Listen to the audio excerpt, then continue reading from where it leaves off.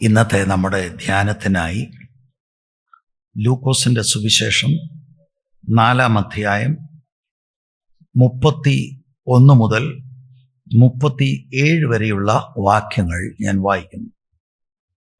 അനന്തരം അവൻ ഗലീലയിലെ ഒരു പട്ടണമായ കഫർന്നഹോമിൽ ചെന്ന് ശബ്ബത്തിൽ അവരെ ഉപദേശിച്ചു പോന്നു. അവന്റെ വചനം അധികാരത്തോടെ ആകയാൽ അവർ അവന്റെ ഉപദേശത്തിൽ വിസ്മയിച്ചു.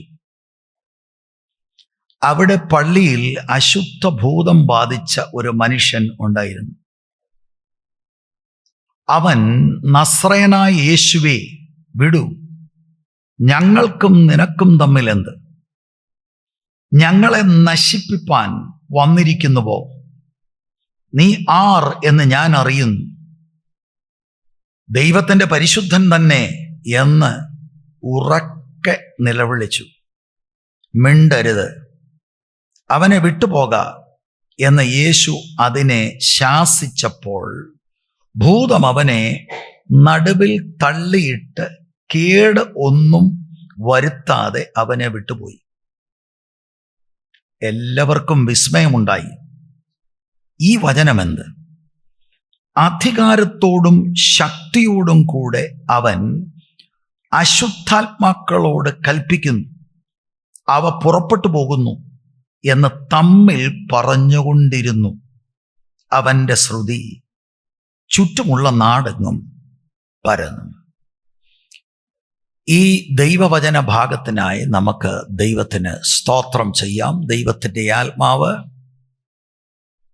നമ്മളോടേവരോടും ഈ ദൈവവചന ഭാഗത്തിലൂടെ ഇടപെടുവാനായി പ്രാർത്ഥനയോടെ ഏകാഗ്രതയോടെ നമുക്ക് ദൈവസന്നിധിയിൽ ആയിരിക്കാം. ലൂക്കോസ് എന്ന എഴുത്തുകാരൻ കർത്താവിനെ ഈ ഭാഗങ്ങളിൽ അവതരിപ്പിക്കുന്നത് ഗലീലയിലെങ്ങും സഞ്ചരിച്ച് പ്രസംഗിക്കുന്ന ഒരു സഞ്ചാര പ്രസംഗിയായിട്ടാണ്.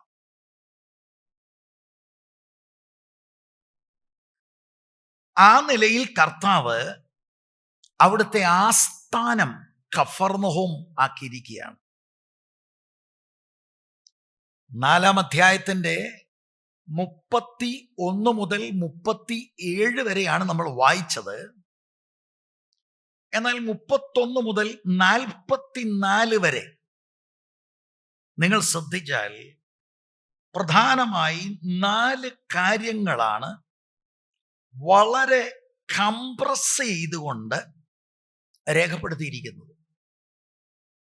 ഒരു ദിവസം തന്നെ നടന്ന പല സംഭവങ്ങളാണ്.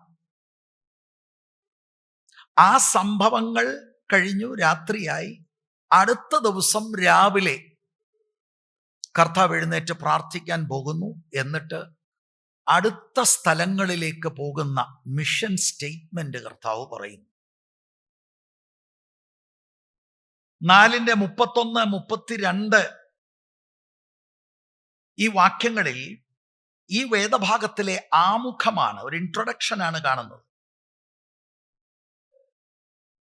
33 മുതൽ 37 വരെയുള്ള വാക്യങ്ങളിൽ പള്ളിയിലുള്ള ഒരു മനുഷ്യന്റെ ഭൂതത്തെ യേശു പുറത്താക്കുന്നു.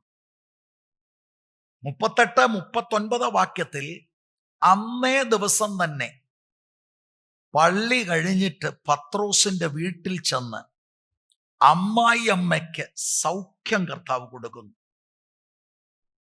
40, 41 വാക്യത്തിൽ മറ്റൊരു എൻകൗണ്ടറാണ്. അശുദ്ധാത്മാക്കളെ പുറത്താക്കുന്നു. എന്നിട്ട് 42 മുതൽ 44 വരെയുള്ള വാക്യങ്ങളിലാണ് ആ ക്ലോസിംഗ് മിഷൻ സ്റ്റേറ്റ്മെന്റുകൾ കാണാൻ കഴിയുന്നത്. രാവിലെ പള്ളിയിൽ സർവീസ് കഴിഞ്ഞു. അവിടെയും ഒരു ശുശ്രൂഷ ചെയ്തു, പ്രസംഗിച്ചു, ഭൂതത്തെ പുറത്താക്കി. പത്രോസിന്റെ വീട്ടിൽ വന്നു. ഒരുപക്ഷെങ്കിൽ പള്ളി കഴിഞ്ഞ ശേഷം ലഞ്ച് അവിടെ ആയിരിക്കാം, അറിഞ്ഞുകൂടാ. ഏതായാലും അവിടെ കഠിന രോഗിയായി ജ്വരം ബാധിച്ച് കിടക്കുന്ന അമ്മായിയമ്മയെ സൗഖ്യമാക്കുന്നു. ഇമ്മീഡിയറ്റ് അവർക്ക് സൗഖ്യം ഉണ്ടാകുന്നു. അവരെ ശുശ്രൂഷിക്കുന്നു. അന്ന് തന്നെ വൈകിട്ട് ആ പട്ടണത്തിലുള്ള എല്ലാവരും കൂടെ ആ ഭവനത്തിൽ, ആ മുറ്റത്ത് എത്തുന്നു. കർത്താവ് ശുശ്രൂഷിക്കുന്നു. എല്ലാ രോഗികളുടെ മേലും കൈവച്ചെന്നൊക്കെ ഉള്ള വാക്കുകളാണ് നമുക്ക് കാണാൻ കഴിയുന്നത്. അങ്ങനെയാണെങ്കിൽ ഒത്തിരി ലേറ്റ് രാത്രിയായി. അതിരാവിലെ എന്നിട്ട് എഴുന്നേൽക്കുന്നു പ്രാർത്ഥിക്കാൻ പോകാൻ. ആളുകൾ പിടിച്ചു നിർത്താൻ ശ്രമിക്കുമ്പോൾ യേശു പറഞ്ഞു, നോ, ഞാൻ അയക്കപ്പെട്ടിരിക്കുന്നത് എല്ലായിടത്തും ദൈവരാജ്യം പ്രസംഗിക്കാനാണ്. ഇത്രയും ആമുഖമായി പറയുമ്പോൾ അതിനകത്ത് നമുക്ക് ലഭിക്കേണ്ട ദൂത്, കർത്താവിനെ അനുഗമിക്കാനായി വിളിക്കപ്പെട്ട നമ്മൾ ശുശ്രൂഷയോടുള്ള നമ്മുടെ മനോഭാവം എന്താണ്? ചിലർക്ക് ഒരു പ്രസംഗം കഴിഞ്ഞാൽ തന്നെ അങ്ങ് ക്ഷീണമാണ്. നമ്മൾ മനസ്സിലാക്കണം, കർത്താവായ യേശുക്രിസ്തുവിൻ്റെ മനുഷ്യത്വത്തിൽ ഹ്യൂമൻ ബോഡിയാണത്. ആ ഹ്യൂമൻ ബോഡി ടയേർഡ് ആകുന്ന ബോഡിയാണ്, വിശക്കുന്ന ബോഡിയാണ്, ദാഹിക്കുന്ന ബോഡിയാണ് എന്നുള്ളത് മനസ്സിലാക്കുമ്പോഴാണ് കർത്താവിൻ്റെ ഹെക്റ്റിക് ആയിട്ടുള്ള സ്കെഡ്യൂളും ഒരു കാരണവശാലും പ്രാർത്ഥന മുടക്കത്തുമില്ല. രാത്രിയിൽ ഏതോ സമയത്താണ് കടന്നത്, അതിരാവിലെ എഴുന്നേറ്റു. ഇത് നമ്മുടെ ഇവിടെ ഇരിക്കുന്ന എല്ലാവർക്കും, ആത്മീക ശുശ്രൂഷ ചെയ്യാൻ ആഗ്രഹിക്കുന്നവർക്ക് ഇത് ചാലഞ്ചിങ് ആണ്. നമ്മളിങ്ങനെ പണിയെടുത്തിട്ടുണ്ട്. എവിടെ? യൂറോപ്പിലോ, അമേരിക്കയിലോ, ഗൾഫിലോ, ഇന്ത്യയുടെ വടക്കേ ഇന്ത്യയിലോ കാശ് തരാമെന്ന് പറഞ്ഞാൽ നമ്മുടെ ടൈം കഴിഞ്ഞ് ഓവർ ടൈം ചെയ്ത് അതിനെ ഡബിൾ നമ്മൾ പിടിച്ചു വാങ്ങി പിന്നെയും വേണേ ഒരു ഓവർ ടൈം കൂടെ ചെയ്യും. ടയേർഡ് ആന്നേലും ചെയ്യും. What about doing the will of our father in heaven? അല്ല, അത് മാത്രമേ നമുക്കൊന്ന് ഒഴിച്ചു വെക്കാൻ ഒക്കുള്ളല്ലോ. ഗോഡ് ഈസ് അണ്ടർസ്റ്റാൻഡിങ് എന്ന് നമ്മൾ നമ്മളെ ധരിപ്പിക്കും, അല്ലേ? ഇത് നിങ്ങൾ ശ്രദ്ധിക്കുക. How did Jesus minister in his humanity? ഇങ്ങനെ ഒരുപാട് കാര്യങ്ങൾ നമ്മൾ മനസ്സിലാക്കുന്നു. പക്ഷെ നമ്മുടെ ജീവിതത്തിൽ ഇത് ഉൾക്കൊള്ളാൻ ഒക്കുന്നോ സഹോദരങ്ങളെ? നമ്മുടെ ജീവിതത്തിൽ ഇത് ഉൾക്കൊള്ളാൻ ഒക്കുന്നോ? യേശു നമ്മെ വിളിക്കുന്നത് യേശുവിനെ അനുഗമിക്കാനാണ്. ആത്മനിറവിൽ, ആത്മാവിനാൽ നടത്തപ്പെട്ട് അവിടുന്ന് ശുശ്രൂഷിക്കുകയാണ്. ഇപ്പോൾ അവിടുന്ന് കഫർനഹൂമിൽ വന്നിരിക്കുകയാണ്. 31-ാം വാക്യം. അനന്തരം അവൻ ഗലീലയിലെ ഒരു പട്ടണമായ കഫർനഹൂമിൽ ചെന്നു. ശബത്തിൽ അവരെ ഉപദേശിച്ചു പോകുന്നു. ആ വാക്യം ഇനി ഒന്ന് ശ്രദ്ധിക്കണം. ഇവിടെ ഇരിക്കുന്ന നിങ്ങൾക്ക് ആ വാക്യത്തിന്റെ പശ്ചാത്തലം അറിയാം. അനന്തരം അവൻ ഗലീലയിൽ ഒരു പട്ടണമായ കഫർനഹൂമിൽ ചെന്നു. നസ്രയത്തിൽ കർത്താവിനുണ്ടായ അനുഭവത്തെക്കുറിച്ച് നിങ്ങൾക്കറിയാം. അതാണ് 16 മുതൽ 30 വരെയുള്ള വാക്യങ്ങളിൽ ഉള്ളത്. ശക്തമായി അവിടെ ശുശ്രൂഷിച്ചത് നിമിത്തം അവിടെയുള്ള ആളുകൾ കർത്താവിനെ കൊല്ലുവാൻ ഭാവിച്ചു എന്നതാണ് നമുക്ക് കാണാൻ കഴിയുന്നത്. 4-ാം അധ്യായത്തിന്റെ 16-ാം വാക്യത്തിൽ അവിടുന്ന് നസ്രയത്തിൽ വന്നു. 28 മുതൽ 30 വരെയുള്ള വാക്യത്തിൽ നസ്രയത്തുകാരെ യേശുവിനെ പുറത്താക്കി.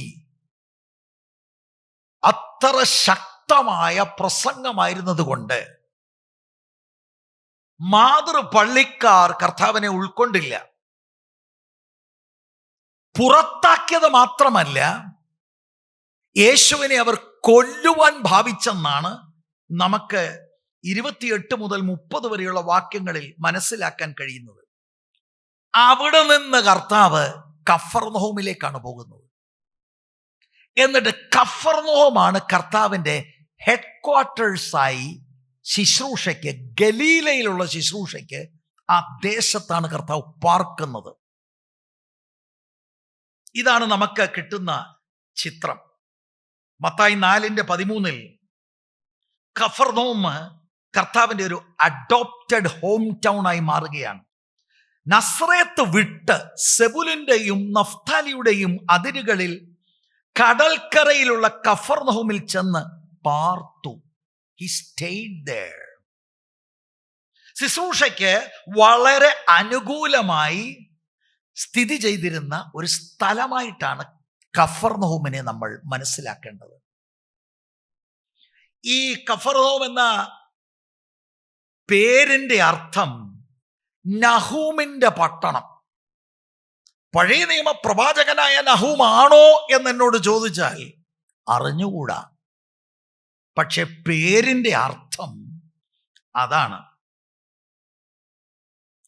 ഈ കഫർനഹൂംകാരാണ് പത്രോസും അന്ത്രയോസും.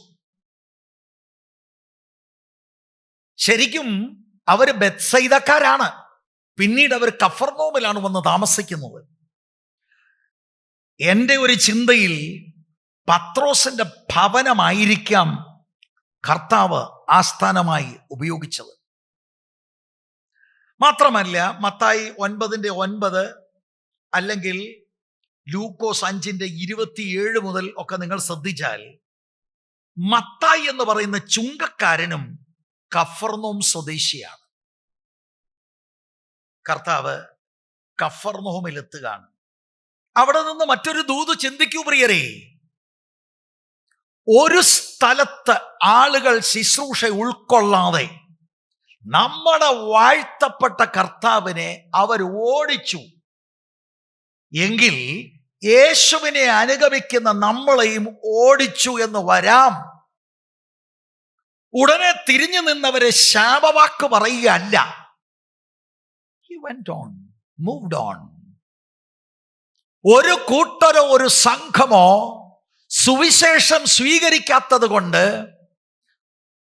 കർത്താവിനെ ഭരമേൽപ്പിച്ച ശുശ്രൂഷ അവസാനിക്കുന്നില്ല.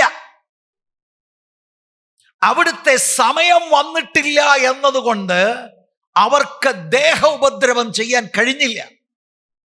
He went on, moved on. ഇതാണ് നമ്മൾ കോപ്പി ചെയ്യേണ്ടത്. ചില വീടുകളിൽ നിന്ന് നമ്മളെ ഇറക്കി വിട്ടു എന്ന് വരാം. നിങ്ങൾക്ക് അനുഭവം ഉണ്ടോ എന്ന് എനിക്കറിയില്ല. ചില ദേശങ്ങളിൽ നിന്ന് നമ്മളെ ഇറക്കി വിട്ടു എന്ന് വരാം. ചില സഭകളിൽ നിന്ന് നമ്മളെ ഇറക്കി വിട്ടു എന്ന് വരാം. ഉടനെ നമ്മൾ അങ്ങ് ഡിസ്കറേജ്ഡായി എല്ലാം തീർന്നു എന്ന മട്ടിലിരിക്കേണ്ട കാര്യമില്ല. യേശുവിനെ ശ്രദ്ധിച്ചാൽ ഊർജം ആത്മാവ് നമുക്ക് തരും. അന്തരാത്മാവിൽ ക്ഷീണിച്ചു പോകാതിരിക്കാൻ ലുക്ക് അറ്റ് ജീസസ് ക്രൈസ്റ്റ്. എന്നെ പിടിച്ചു നിർത്തുന്നത് കർത്താവായ യേശുക്രിസ്തുവിന്റെ ജീവിതമാണ്. Praise the Lord. വിശ്വാസത്തിന്റെ നായകനും പൂർത്തി വരുത്തുന്നതുമായ യേശുവിനെ നിങ്ങൾ നോക്കിക്കോണം, അല്ലെങ്കിൽ ക്ഷീണിച്ചു പോകും. ചെറുപ്പക്കാരെല്ലാം എന്നെ ഇനി ശ്രദ്ധിക്കണം. വേറെ ഒരാളിനെ ഞാൻ ശ്രദ്ധിച്ചാൽ ക്ഷീണിക്കും. ഇന്നത്തെ പെന്തക്കോസ്ത് ഗോളം നാം ഇറങ്ങി തിരിച്ചപ്പോൾ ആഗ്രഹിച്ചതുപോലെ ആകണമെന്നില്ല. പള്ളിയും പട്ടക്കാരനെ ഒക്കെ വിട്ട്, അല്ലെങ്കിൽ ചില അക്രൈസ്തവ ഇടങ്ങളൊക്കെ വിട്ട് നമ്മൾ വിശ്വാസത്തിലേക്ക് വന്നു. ചില അവസരങ്ങളിൽ ചില സമയത്ത് ഷോക്കിംഗ് ആയിട്ടുള്ള കാര്യങ്ങൾ ഉണ്ടായെന്ന് വരാം. യേശുവിൻ്റെ ഈ വചനത്തിലൂടെ, യേശുവിൻ്റെ ഈ പെരുമാറ്റത്തിലൂടെ എനിക്ക് പറയാനുള്ളത്, വ്യക്തികളിലല്ല നമ്മുടെ ആശ്രയം. നമ്മളെ വിളിച്ചതൊരു വ്യക്തി അല്ല, നമ്മളെ വിളിച്ചത് ജീസസ് ക്രൈസ്റ്റ് ആണ്. യേശുവാണ് പറയുന്നത്, എന്നെ അനുഗമിക്കുക. പട്ടക്കാരനോ പാസ്റ്ററോ അല്ല വിളിച്ച് നമ്മൾ ഇറങ്ങിയത്. അങ്ങനെ വിളി കേട്ടിറങ്ങിയവർ അവരുടെ ചില സ്വഭാവങ്ങൾ കാണുമ്പോൾ മടങ്ങിപ്പോകും. യേശുവിൻ്റെ വിളിയുടെ ശബ്ദം കേട്ട് എന്നെ അനുഗമിക്കാന്ന് പറഞ്ഞ വാക്കിൽ സമർപ്പിക്കപ്പെട്ട ആളുകൾ ആരിളകിയാലും ആരും മറിഞ്ഞാലും യേശുവിൽ അവർ ശ്രദ്ധിക്കും, അവർ പോവില്ല. ഇതൊരു പട്ടണം മുഴുവനും തിരസ്കരിക്കല്ലേ. പട്ടണമെന്നോ ഗ്രാമമെന്നോ നസ്രത്തുകാരെ കുറിച്ച് നിങ്ങൾ പറയൂ. He moved on. അതുകൊണ്ട് സഹോദരി സഹോദരന്മാരെ, ചെറുപ്പക്കാരെ, ഞാൻ നിങ്ങളോട് പറയാം, ആരൊക്കെയോ കാപട്യം കാണിക്കുന്നത് കൊണ്ടോ ആരൊക്കെയോ വീണത് കൊണ്ടോ നമ്മൾ വീഴണമെന്നില്ല. അവരെ അല്ല നോക്കേണ്ടത്. വീണവനല്ല മാതൃക, എന്നെ വിളിച്ചവൻ എൻ്റെ മുൻപിൽ നടപ്പുണ്ട്. മനസ്സിലാക്കിക്കോണം. ഇത് മനസ്സിലാവുന്നുണ്ടോ? നമ്മെ വിളിച്ചത് യേശുവാണെന്നുള്ള ബോധ്യമുണ്ടോ?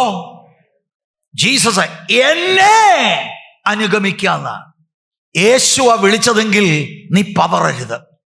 യേശുവിനെ നോയിക്കോണം, യേശുവിനെ നോയിക്കോണം.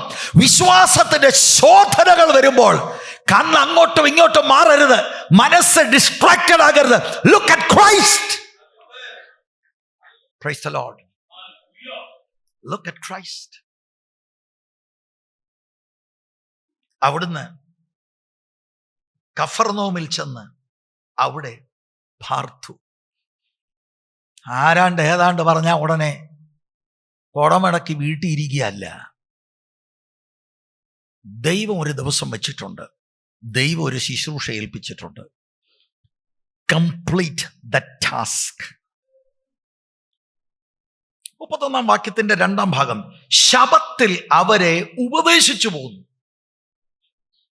ശബത്തിൽ അവരെ ഉപദേശിച്ചു പോകുന്നു. എവിടെ? 33 വാക്യം, അവിടെ പള്ളിയിൽ. അപ്പൊ ശബത്തിൽ അവരുടെ പള്ളിയിലാണ് അവരെ ഉപദേശിച്ചത്. 16 വാക്യത്തിൽ നസ്രത്തുകാരോടുള്ള ബന്ധത്തിൽ ശബത്തിൽ തന്റെ പതിവ് പോലെ പള്ളിയിൽ ചെന്നു. That was his custom. Sabbath ഉണ്ടോ, ഹെക്ടിക് ട്രാവലിംഗ് ആണെങ്കിലും he will go to the synagogue. നമ്മൾ എന്താണ് അതിനകത്തൊന്ന് പഠിക്കേണ്ടത്? എന്തൊക്കെ ധൃതിയാണെങ്കിലും ഉയർപ്പിന്റെ ദിവസം ഞായറാഴ്ച I will go to church. In fact, we are the church. We will come together as a church. അതിന് തടസ്സമൊന്നുമില്ല. സഭായോഗത്തെ അലക്ഷ്യമാക്കരുത്. നിങ്ങളുടെ സൗകര്യമല്ല ഇവിടുത്തെ കാര്യം. You go to church. യേശുവിനെ അനുഗമിക്കുന്ന ആളാണോ? പങ്ക്ച്വൽ ആയിരിക്കും ചർച്ചിൽ. സ്തോത്രം. ഈ ആത്മീയമൊക്കെ വലിയതായിട്ടൊക്കെ പറയാൻ നമുക്ക് ഒത്തിരി കാര്യം പറയാം. You follow Christ. കേട്ടോ കുഞ്ഞുങ്ങളെ, യേശുവിനെ അനുഗമിക്കണം. യേശുവിനൊരു പതിവുണ്ടായിരുന്നു, പ്രാർത്ഥിക്കുന്ന പതിവുണ്ടായിരുന്നു, പള്ളി പോകുന്ന പതിവുണ്ടായിരുന്നു. And he went to the synagogue. We go to the church not on the Sabbath but on the Sunday. ശബത്തിൽ അവരെ ഉപദേശിച്ചു പോന്നു. ശ്രദ്ധിക്കണോ വാക്കുകൾ? ഉപദേശിക്കുക എന്ന് പറഞ്ഞാൽ എന്താ? ടീച്ചിങ്. തിരുവചന സത്യങ്ങൾ പകർന്നു നൽകുന്നതിനെയാണ് ഇവിടെ ഉപദേശിച്ചു എന്നർത്ഥമാക്കുന്നത്. അല്ലാതെ അവിടെ വന്ന് ചുമ്മാ ഏതായാലും പറയല്ല. പാസ്റ്റർക്ക് എങ്ങനെ അറിയാം ഇപ്പൊ കഫർനൗമിൽ എന്താ പറഞ്ഞത്? സെയിം നസ്രത്തിൽ നടന്നതാണ് മോഡൽ. ഇൻഫാക്ട് ഞാൻ സ്പെക്കുലേറ്റ് ചെയ്യുക, യെശയ്യാ 61:1-2 ആണോ വായിച്ചതെന്ന് പോലും തോന്നിപ്പോകുക. ആണെന്ന് ശഠിക്കുന്നില്ല. ആകാം.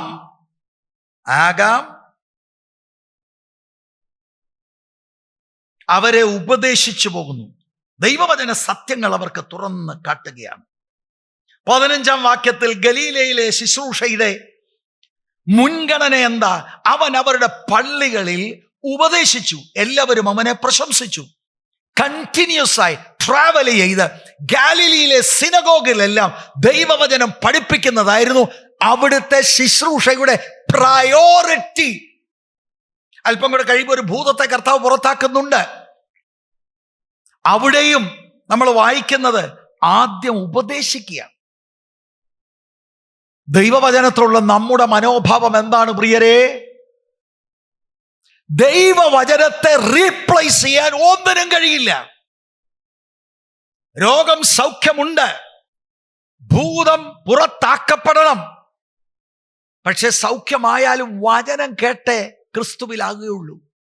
ഭൂതം പുറത്തായവനും വചനം കേട്ടേ ക്രിസ്തുവിലാകുകയുള്ളൂ. വേർഡ് മിനിസ്ട്രിയുടെ പ്രയോറിറ്റി നമുക്കിവിടെ കാണാൻ കഴിയും. 18 മുതൽ 21 വരെയുള്ള വാക്യങ്ങൾ നമ്മൾ ചിന്തിച്ചിട്ടുള്ളതാണല്ലോ. യെശയ്യാ പ്രവചനത്തിന്റെ വാക്യം വായിച്ചു, ഒരു ടെക്സ്റ്റ് വായിച്ചു, അതിനുശേഷം ടെക്സ്റ്റ് എക്സ്പ്ലെയിൻ ചെയ്തു, അതിനുശേഷം ആപ്ലിക്കേഷൻ നടത്തുകയാണ്. അതാണ് പ്രസംഗം. അതിന്റെ പൂർണ്ണ രൂപരേഖ ലൂക്കോസ് വെളിപ്പെടുത്തിയിട്ടില്ല. പക്ഷെ അവിടെ കിട്ടുന്ന സൂചനകൾ അതാണ് നമുക്ക് മനസ്സിലാക്കുവാനായിട്ട് കഴിയുന്നത്. ദൈവവചനം പഠിക്കണം, വചനത്തോട് കൂറുപുലർത്തണം, വചനം നമ്മുടെ ജീവിതത്തിലെ പ്രയോറിറ്റിയായി മാറണം. കൊലോസ്യ ലേഖനം 3-ാം അധ്യായം 16-ാം വാക്യം, ഇതെല്ലാ വിശ്വാസിയുടെ ഉത്തരവാദിത്വമാണ്.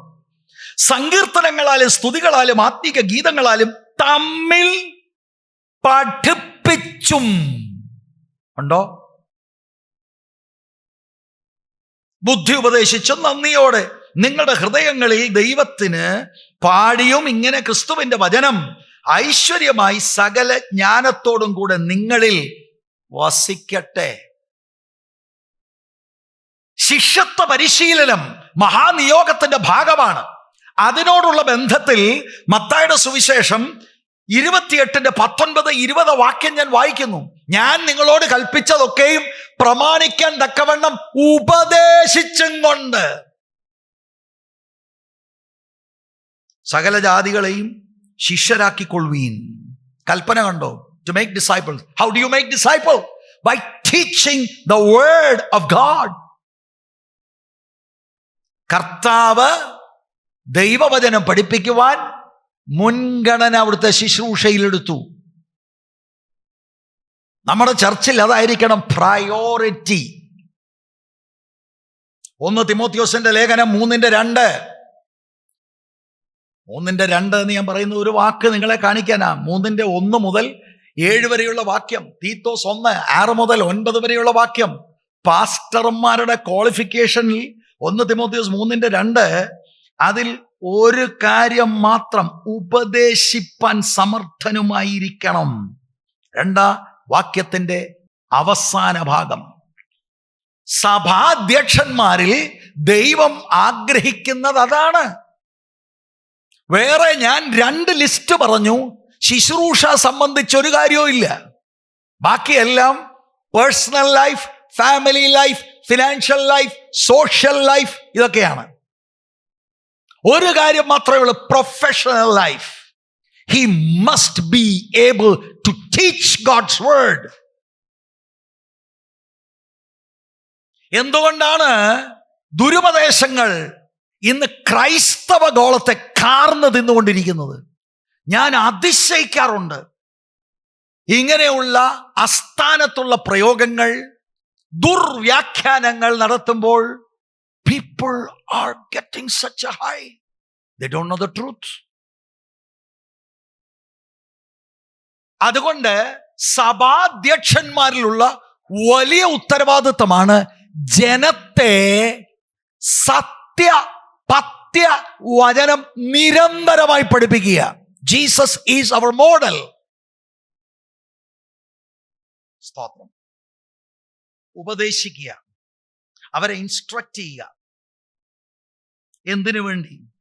കുറെ നോട്ട് എഴുതിയെടുക്കാൻ വേണ്ടി മാത്രമല്ല, നമ്മുടെ ജീവിതത്തെ നമ്മുടെ സ്വഭാവത്തെ ശരിക്കും ഡിറക്റ്റ് ചെയ്യുന്നത് ഈ ദൈവത്തിന്റെ വചനമാണ്. വചനം ഗ്രഹിച്ച് അത് ജീവിതത്തിൽ പ്രായോഗികമാക്കുമ്പോഴാണ് ദൈവം ആഗ്രഹിക്കുന്ന ജീവിതം നയിക്കുന്നത്. We need to be taught God's word. സ്തോത്രം. അല്ലാതെ കുറെ ഇൻഫർമേഷൻ മാത്രം എടുക്കുക എന്നുള്ളതല്ല. Not just information but transformation. സ്തോത്രം. അത്ഭുതം നടക്കുന്നതിന് മുമ്പ് നിങ്ങൾ കണ്ടോ ആ ഊന്നൽ കർത്താവിന്റെ ഉപദേശം അധികാരത്തോടെ പഠിപ്പിക്കുന്നു. ഇത് കർത്താവിനെ അനുഗമിക്കുന്ന എല്ലാവരും അനുഗമിക്കാനുള്ള ഒരു നല്ല മാതൃകയാണ്. ആ വാക്കുണ്ടല്ലോ, ടീച്ചിങ്, ഉപദേശിച്ചു എന്നുള്ള വാക്ക്, ആ വേർബ്, അത് ശരിക്കും പ്രസന്റ് ടെൻസിലാണ് എഴുതിയിരിക്കുന്നത്. അങ്ങനൊക്കെ നമ്മൾ അങ്ങ് കിഴിഞ്ഞു. അങ്ങനെ നോക്കണം. അതിന്റെ അർത്ഥം എന്താണെന്നറിയാമോ? അങ്ങനെ പ്രയോഗിച്ചതിന്റെ അർത്ഥം യേശു നിരന്തരം പഠിപ്പിച്ചു, കണ്ടിന്യൂസ് ആയി പഠിപ്പിച്ചു. ഇത് നമുക്കൊരു വലിയ മാതൃകയാ. ഞാനും നിങ്ങളും നിരന്തരം പ്രാപിക്കണം. അപ്പൊ ഒരാള് പാസൊക്കെ ഇപ്പൊ പുൾപിറ്റും ഒക്കെ ഉണ്ട്, നിരന്തരം പഠിപ്പിക്കും. ഞാൻ എന്ത് ചെയ്യണം? വീട്ടിൽ പഠിപ്പിക്കണം, പിള്ളാരെ പഠിപ്പിക്കണം. അതൊക്കാത്തതാണ് എല്ലാത്തിൻ്റെയും പ്രശ്നം. നമുക്കാകെ കൂടെ പഴി ആരാനുള്ളത്? സൺഡേ സ്കൂളിലെയും യൂത്തിനെയും ഒക്കെയാണ്. ഇതൊക്കെ നമ്മളെ സഹായിക്കാനുള്ള കാര്യമേ ഉള്ളൂ. മെയിനായിട്ട് കുടുംബത്തിൽ അപ്പൻ നേതാവിൻ്റെ റോൾ എടുത്ത് ആദ്യം ദൈവവചനം പഠിച്ച ശേഷം കുടുംബ പ്രാർത്ഥനയിൽ പഠിപ്പിക്കണം. നേരെ ചൊവ്വേ പിള്ളേർ വരും, പക്ഷെ അപ്പൻ അതല്ല ജോലി. പിന്നെന്താണ്? ബൈബിൾ എടുത്ത് വായിടാ. അവൻ നോക്കുമ്പോ ഇതും മാന്തിക്കൊണ്ടിരിക്കുക. വേറെ ചില ചോദിച്ച എല്ലാവരും പ്രാർത്ഥിച്ചോണം കേട്ടോ. പപ്പ എന്ത് ചെയ്യുക? ഞാൻ നല്ലൊരു പ്രോഗ്രാം ഇപ്പം നടക്കുക, എൻ്റെ സീരിയ കഴിഞ്ഞ ദിവസം കണ്ടതാ. ഇപ്പം അതോടൊന്ന് കാണട്ടെ. ചിപ്സ് ഉണ്ടോ? വല്ലോ ചിപ്സും അതും കടിച്ചോണ്ട് ചിപ്സ് കാണുക. മോളോടെന്താ പറഞ്ഞ? പ്രാർത്ഥിക്കാൻ. എന്താ വായത്? എന്താ വായി കാണിക്കുന്നേ? നിരന്തരം പഠിപ്പിക്കണം. ആദ്യം മാതാപിതാക്കളുടെ അകത്ത് ഈ സത്യം കയറണം. യേശു ആരാണ്? യേശു എന്താ പഠിപ്പിച്ചത്? പിള്ളാരോട് ഞാൻ പറയാം, ദൈവകൃപയുള്ള മാതാപിതാക്കൾ പഠിപ്പിക്കുമ്പോൾ നിങ്ങളെ തന്നെ താഴ്ത്തി ഇരുന്ന് പഠിക്കണം. അല്ലാതെ അപ്പനെ പഠിപ്പിക്കുന്ന അങ്ങ് കൃപ വ്യാപരിക്കല്ല്. ചിലർക്ക് അങ്ങനെ അപ്പനെ പഠിപ്പിക്കും. ഞാൻ അപ്പനിട്ട് 2 പണി കൊടുക്കും. അങ്ങനല്ല. എൻ്റെ പ്രിയപ്പെട്ട ആൺപിള്ളേരും ശ്രദ്ധിച്ചോണം, പെൺപിള്ളേർ സകലം. എൻ്റെ മക്കളെ, വീട്ടിൽ പപ്പായും മമ്മിയും പായിട്ട് പഠിപ്പിക്കാൻ തുടങ്ങിയാൽ നിങ്ങൾ താഴണം. ദൈവം അവരെ നിങ്ങളുടെ മേൽ ഉത്തരവാദിത്വം ചെലുത്തുവാനായി നിയോഗിച്ചിരിക്കുക.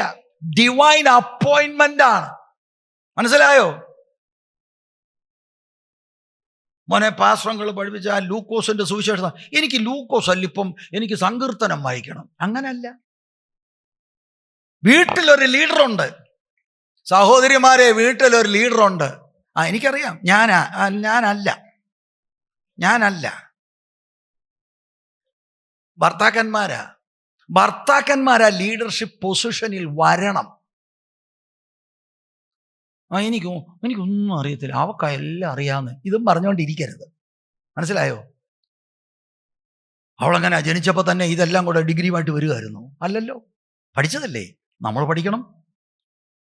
സ്തോത്രം. കല്യാണം കഴിക്കാൻ പോകുന്ന പിള്ളേരോട്, സകലത്തോടും ഞാൻ പറയാം,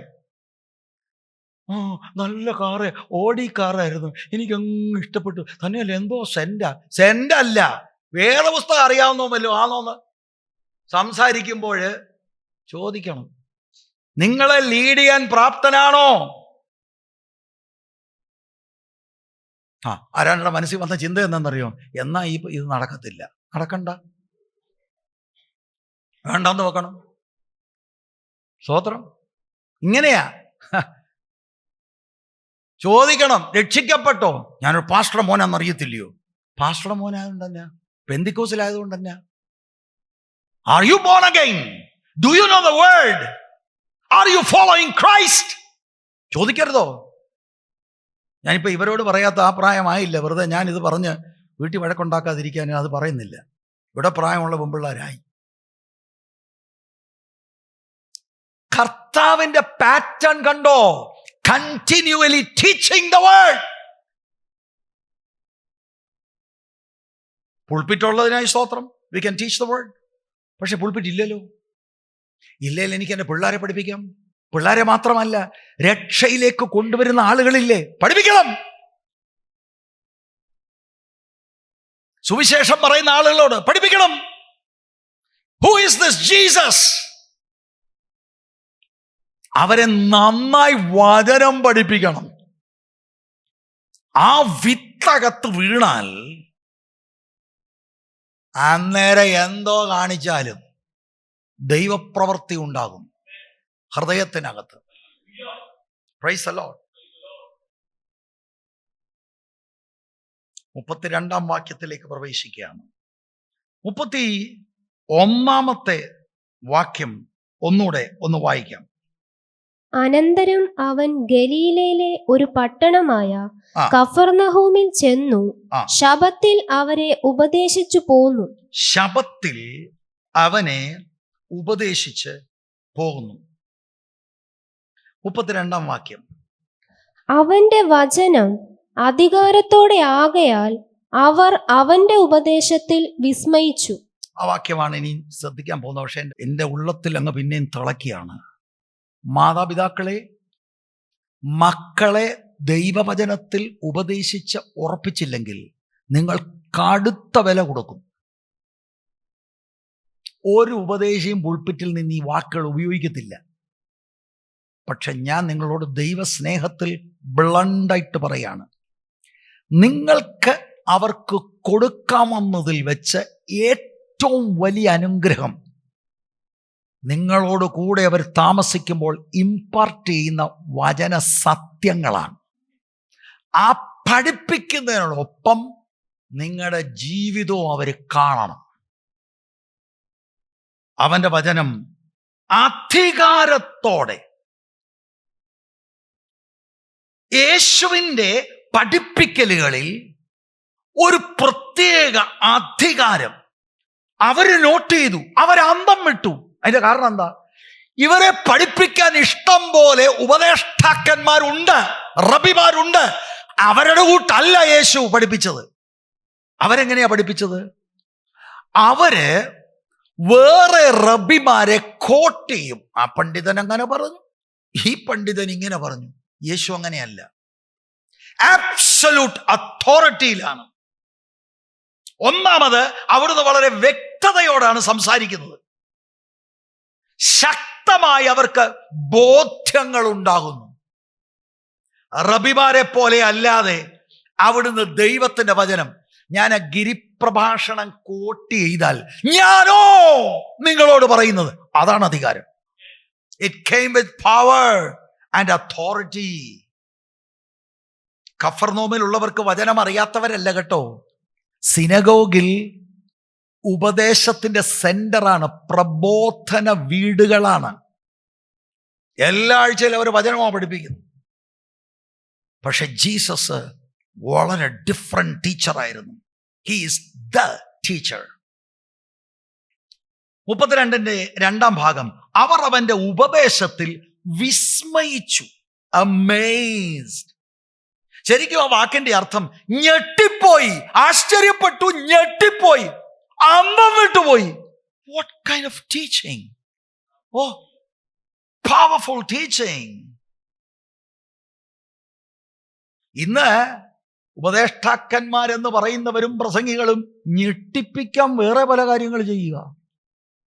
യേശു അങ്ങനല്ല. പുക, കളർ ലൈറ്റ്, പിന്നെ പൂത്തിരി, എന്തെല്ലാം സാധനങ്ങൾ ഇതിന്റെ അകമ്പടിയോടുകൂടി ഞെട്ടിപ്പിക്കുക. യേശു അങ്ങനല്ല ചെയ്തത്. തിരുവെഴുത്തുകളെ തുറന്നതിനെ വ്യാഖ്യാനിച്ചു കൊടുത്തു. And they were astonished. They were amazed. What kind of teaching is this? He teaches with authority. വിസ്മയിച്ചു. എന്നാൽ ഒരു കാര്യം ഇവിടെ ഓർക്കണം. ആ വാക്ക് കേട്ടാൽ നമ്മൾ ഓർക്കും പ്രൈസ് ദി ലോർഡ്, അപ്പൊ അടുത്ത ആഴ്ച സ്നാനം കാണുമല്ലേ? ഇല്ല. ഈ വിസ്മയിച്ചത് മുഴുവനും എക്സ്റ്റേണലാ, ആന്തരികമായി അവർക്ക് മാറ്റം വന്നില്ല. ഭയാനകമാണത്. ഈ കഫർനൗമിനെ നോക്കിക്കൊണ്ട് കർത്താവ് മത്തായി 11 ശപിക്കുന്നുണ്ട്. നിന്നിൽ നടന്ന അത്ഭുതങ്ങൾ മറ്റിടങ്ങളിൽ നടന്നതായിരുന്നെങ്കിൽ അവന്മാര് മാനസാന്തരപ്പെട്ടേന്. നസ്രേത്തിൽ they did not accept. കഫർനൗമിൽ ഇവിടെ ഒന്നും പറയുന്നില്ല, ഞാൻ ജനറലി പറയുകയാണ്. കഫർനൗമിലെ ശുശ്രൂഷയിൽ ഇഷ്ടം പോലെ, ഇവിടുത്തെ ഒന്നും നമ്മൾ കാണുന്നില്ല, ജനറലി പറയുകയാണ്. ഇൻഫാക്ട് ഇവിടെയൊക്കെ അനുകൂലമായിട്ടാണ് കാണുന്നത്. ഇവിടം വിട്ടു പോകരുതെന്ന് വരെ അവർ പറഞ്ഞു. ഞാനത് അത്രയും പറയാൻ കാരണം,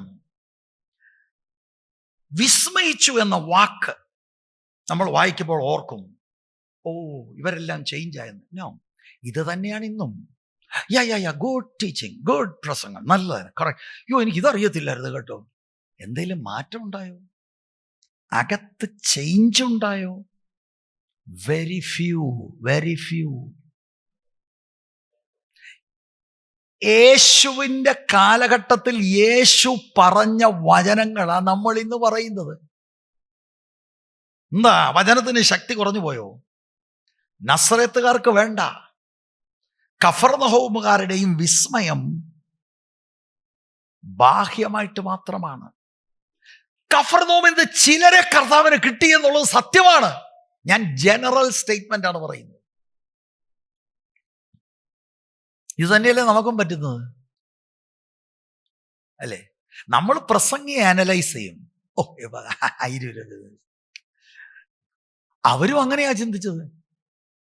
യോസഫിന് മാനില്ലേ? Same danger.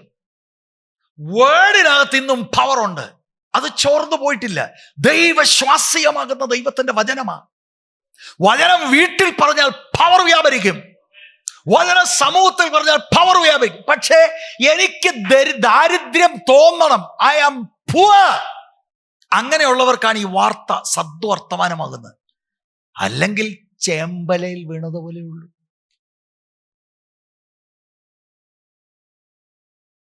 ലൂക്കോസ് 2:47 12-ാം വയസ്സിൽ തന്നെ കർത്താവിന്റെ വാക്കിൽ, ബാലനായ കർത്താവിന്റെ വാക്കുകളിൽ അവർ വിസ്മയിച്ചു. 4:22 നസ്രത്തിൽ വെച്ച് അവന്റെ വായിൽ നിന്ന് പുറപ്പെട്ട ലാവണ്യ വാക്കുകൾ നിമിത്തം ആശ്ചര്യപ്പെട്ടു. ആശ്ചര്യപ്പെട്ടു എന്ന് പറഞ്ഞാൽ ബിഗിനിങ്ങിൽ അങ്ങനെ ആയിരുന്നു. പിന്നീട് അവരെന്ത് ചെയ്തു? അവർ വെളിയിലാക്കി. കഫർനഹൂമിലും they were amazed. അധികാരത്തോടെ ശുശ്രൂഷിക്കുന്നു. 33-ാം വാക്യം. വചനത്തിനുള്ള പ്രാധാന്യത കഴിഞ്ഞ് അവിടെ ഒരു സംഭവം നടക്കുന്നു. വെരി കെയർഫുൾ ആയിട്ട് ആ ഭാഗം പഠിക്കണം. അവിടെ പള്ളിയിൽ അശുദ്ധ ഭൂതം ബാധിച്ച ഒരു മനുഷ്യൻ ഉണ്ടായിരുന്നു. ഇക്കാര്യം നമ്മൾ ഒന്ന് ശ്രദ്ധിക്കേണ്ടത് ആവശ്യമാണ്. അശുദ്ധ ഭൂതം ബാധിച്ച ഒരു മനുഷ്യൻ ഈ കഫർനഹൂമിലെ പള്ളിയിൽ ഉണ്ടായിരുന്നു. അപ്പൊ 28-29 വാക്യത്തിൽ നസ്രേത്തിലും 33-34 വാക്യത്തിൽ കഫർനഹൂമിലും രണ്ടിടത്തും കർത്താവ് പഠിപ്പിച്ചപ്പോൾ ശക്തമായ പ്രതികൂല സാഹചര്യം ഉണ്ടായി. അവിടെ ആളുകളെല്ലാം കൂടെ കോപം നിറഞ്ഞു കൊല്ലാൻ തുടങ്ങി. ഇവിടെ പൂത ഉളകി. രണ്ടിടത്തും ഓപ്പോസിഷൻ. ഇൻഫാക്ട് ഇവിടെ കർത്താവ് ഉപസംഹാരം നടത്തിയില്ല. അതിനു മുമ്പ് അങ്കിളിന്റെ ഭൂതം ഇളകി. എന്ത് കംഫർട്ടബിൾ ആയിരുന്നു അറിയാം ഈ ഭൂതം അന്ന് വരെ. പള്ളി വരുന്നുണ്ട്, ഒരു വിഷയവും ഇല്ല. വചനം അധികാരത്തോടെ അതിന്റെ പ്രോപ്പർ വ്യാഖ്യാനത്തിൽ ചെന്നപ്പോൾ ഈ കുടിയിരിക്കുന്ന പിശാച് ഇളകി.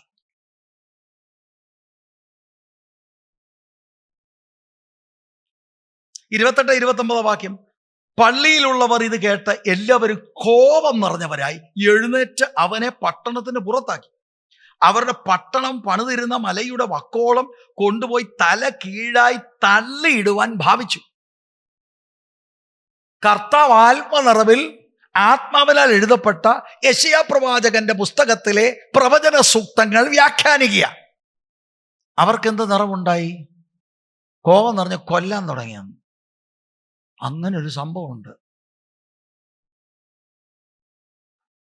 റൈറ്റ് ആറ്റിറ്റ്യൂഡ് അല്ലെങ്കിൽ you feel like hurting the preacher. അന്നേരം അവരവർ നോക്കിക്കോണം അവരവരുടെ ഹൃദയത്തിൽ എന്ത് വ്യാപാരമാണെന്നുള്ളത്. ഇത് 2ാം തവണയാണ് ഈ കഫർനഹൂമിൽ വന്നപ്പോൾ ഒരു ഓപ്പോസിഷൻ.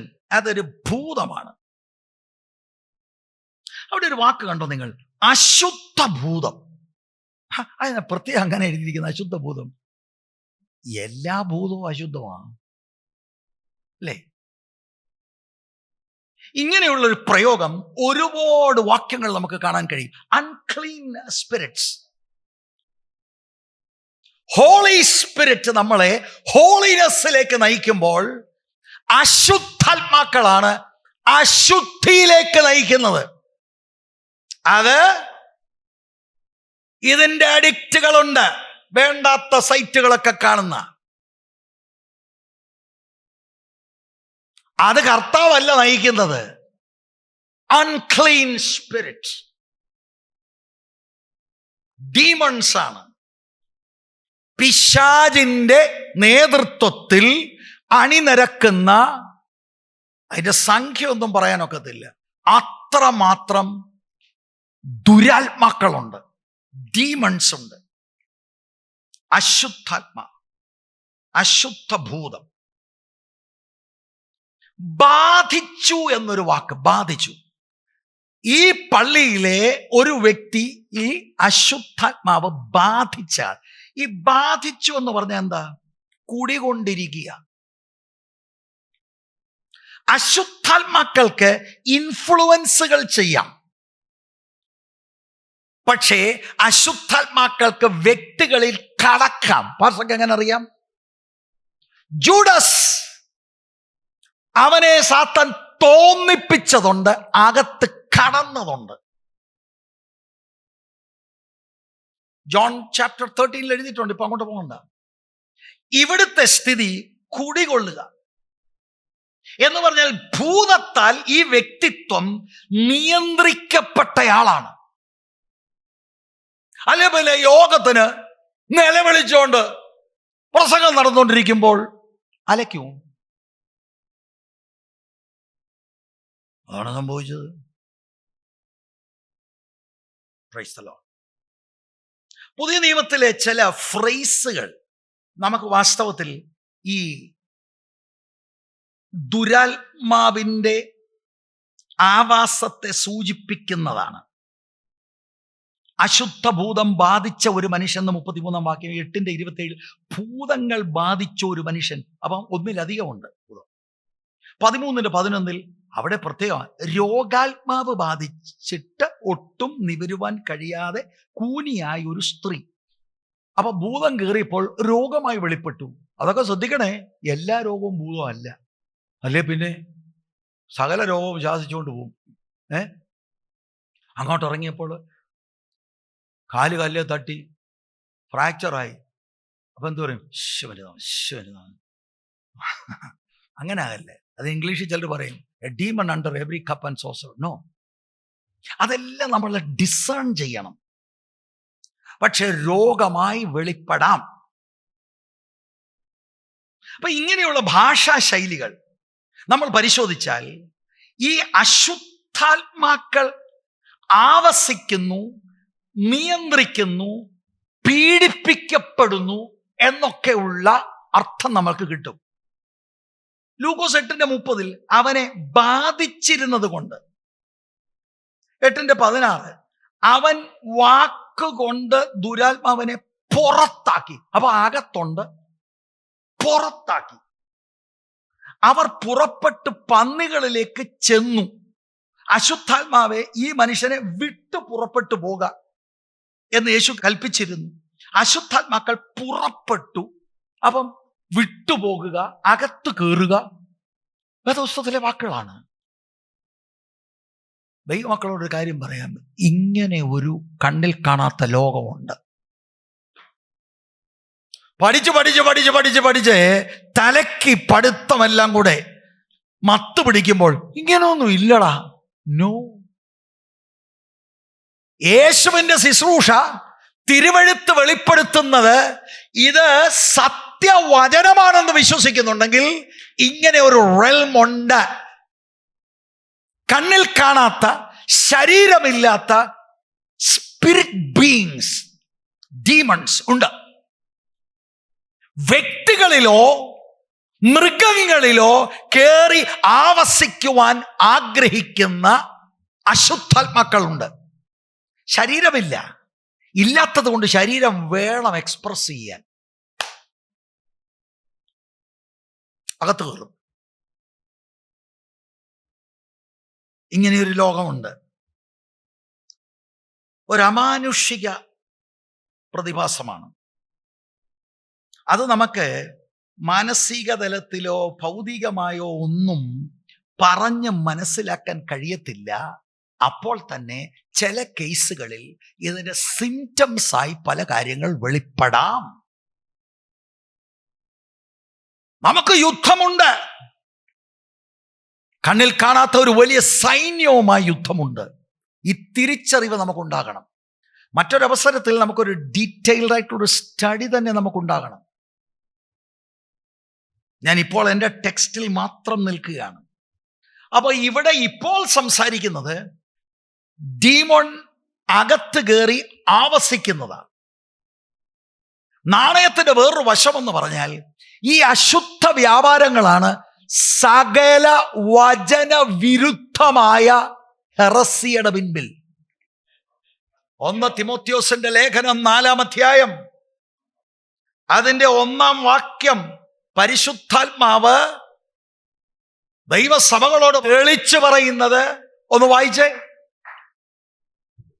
എന്നാൽ ഭാവി കാലത്ത് ചിലർ വ്യാജാത്മാക്കളെയും ഭൂതങ്ങളുടെ ഉപദേശങ്ങളെയും ആശ്രയിച്ച് ഭോഷ്ക് പറയുന്നവരുടെ കപടത്താൽ വിശ്വാസം ത്യജിക്കുമെന്ന് ആത്മാവ് തെളിവായി പറയുന്നു. ആത്മാവ് എക്സ്പ്ലിസിറ്റ് ആയി പറയുന്നു. അപ്പം അങ്ങനെ ഒരു മേഖലയുണ്ട്. ഫോൾസ് ഉപദേശങ്ങൾ, ഫോൾസ് വർഷിപ്പ്. ഈ ടെക്സ്റ്റിൽ അതല്ല. ഈ ടെക്സ്റ്റിൽ ഒരാളുടെ അകത്ത് കയറിയിരിക്കുക, എന്നിട്ട് അയാൾ യോഗത്തിന് വന്നിരിക്കുക. എന്തിനാ ബ്രദർ യോഗത്തിന് വന്ന്? വചനം കേൾക്കാൻ വന്ന. പക്ഷെ അന്ന് വചനം സംസാരിച്ചത് Jesus of നാസറത്ത്, the anointed one, the Messiah. സകല അസൂയയുടെയും ഭിന്നതകളുടെയും നിഗളത്തിൻ്റെയും എല്ലാം പിൻപിൽ ഇറ്റ്സ് ഡീമോണിക് വർക്ക്, ഇൻഫ്ലുവൻസ്. ഈ സഭകളിൽ ഭിന്നത ഇടുന്നത് ആരാണ്?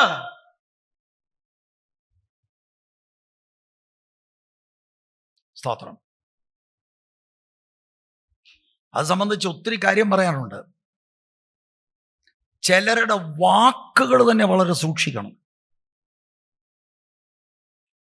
സംശയം ജനിപ്പിക്കുന്ന ഏതാണ്ട് ഒരു കൃത്രിമം പോലെ അല്ല. അങ്ങനെ വ്യാപാരമുള്ള പുള്ളികളുണ്ട്. നമ്മൾ ഓർക്ക് എന്താണ്? He has a problem. He is not clean.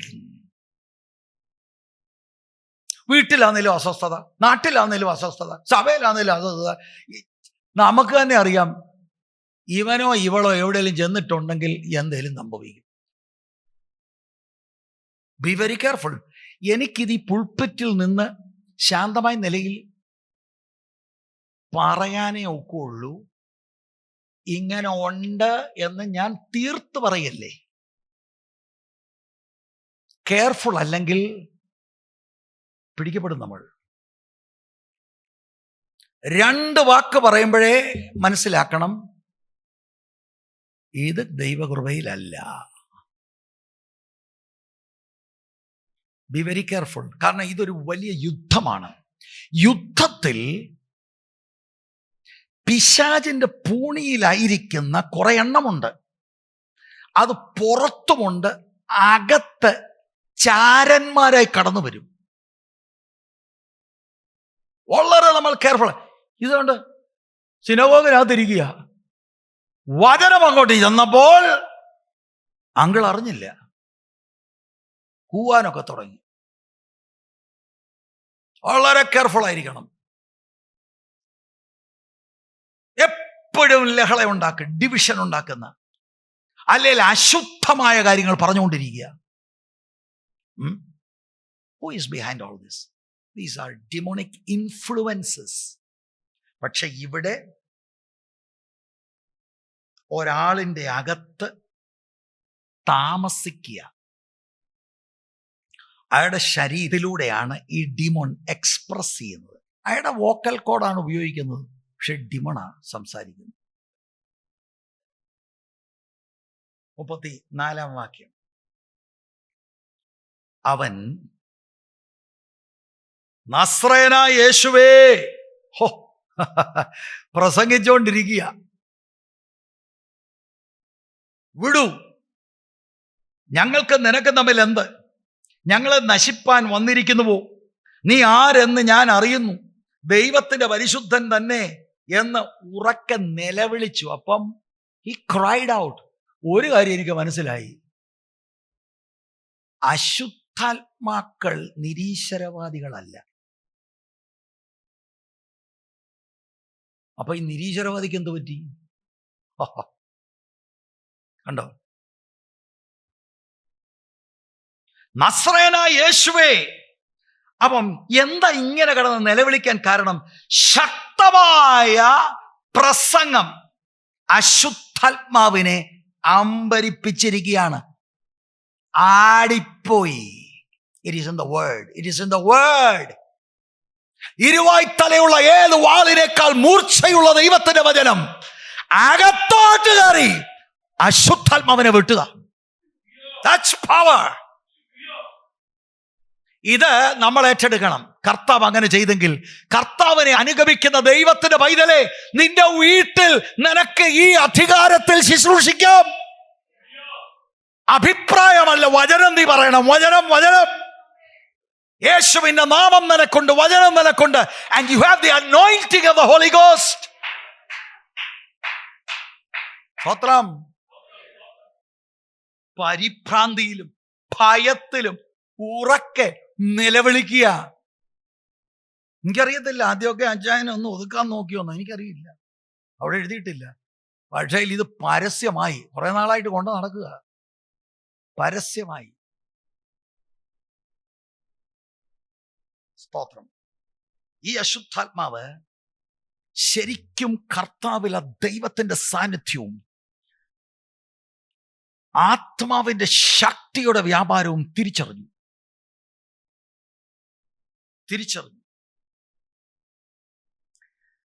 ഞാൻ ഇങ്ങനെ പറയാം, എക്സാക്ട്ലി വാട്ട് ജീസസ് പ്രീച്ച്ഡ് എന്നുള്ളത് ഐ ഡോണ്ട് നോ, ടെക്സ്റ്റിലില്ല. മൈ അസംഷൻ നസറത്തിലെ പോലെ ആയിരിക്കാം. ആണെങ്കിൽ ഇറ്റ് ഈസ് ദ ഗോസ്പൽ.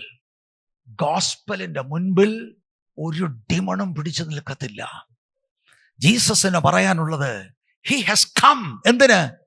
ദരിദ്രരോട് സുവിശേഷം പറയാൻ, ബന്ധിക്കപ്പെട്ട ആളുകളെ അവർക്ക് ക്ഷമ കൊടുക്കാൻ, അഴിച്ചുവിടുവാൻ, പീഡിതരെ വിടുവിക്കാൻ, കുരുട്ട് കണ്ണുകൾ തുറക്കാൻ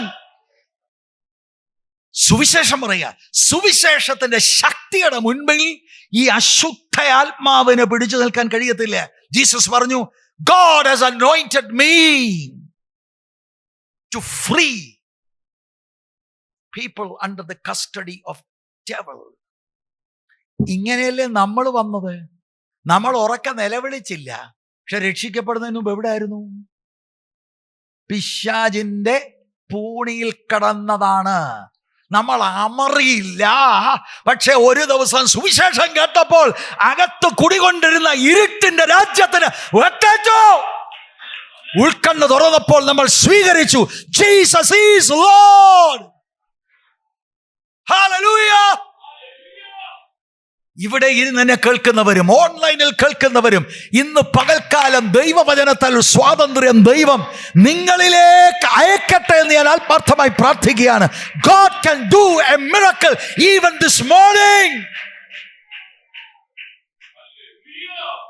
ദൈവവചനത്തിന് മുൻപിൽ പിടിച്ചു നിൽക്കാൻ കഴിയുന്നില്ല. എന്നിട്ട് അമറി പറയുന്നത്, വിടൂ, ഞങ്ങൾക്ക് നിനക്കും തമ്മിൽ എന്ത്? What do you mean? കർത്താവ് എന്തോ പിടിച്ചു, വിടൂ. അതിന്റെ അർത്ഥം ഇത്രയേ ഉള്ളൂ. എന്തിനാണ് ഞങ്ങളെ ആക്രമിക്കുന്നതെന്ന്? സുവിശേഷം ചെന്നപ്പോൾ, വചനം ചെന്നപ്പോൾ അകത്തിരുട്ടിനൊക്കത്തില്ല ഇരിക്കാൻ, ഇരുട്ടിനൊക്കത്തില്ല ഇരിക്കാൻ. ദൈവവചനത്തിന് വിപരീതമായത്, ദൈവത്തിന് വിപരീതമായത്, ദൈവസഭയ്ക്ക് വിപരീതമായത് ഇരിപ്പാൻ കഴിവില്ലാതെ it has to come out in Jesus name.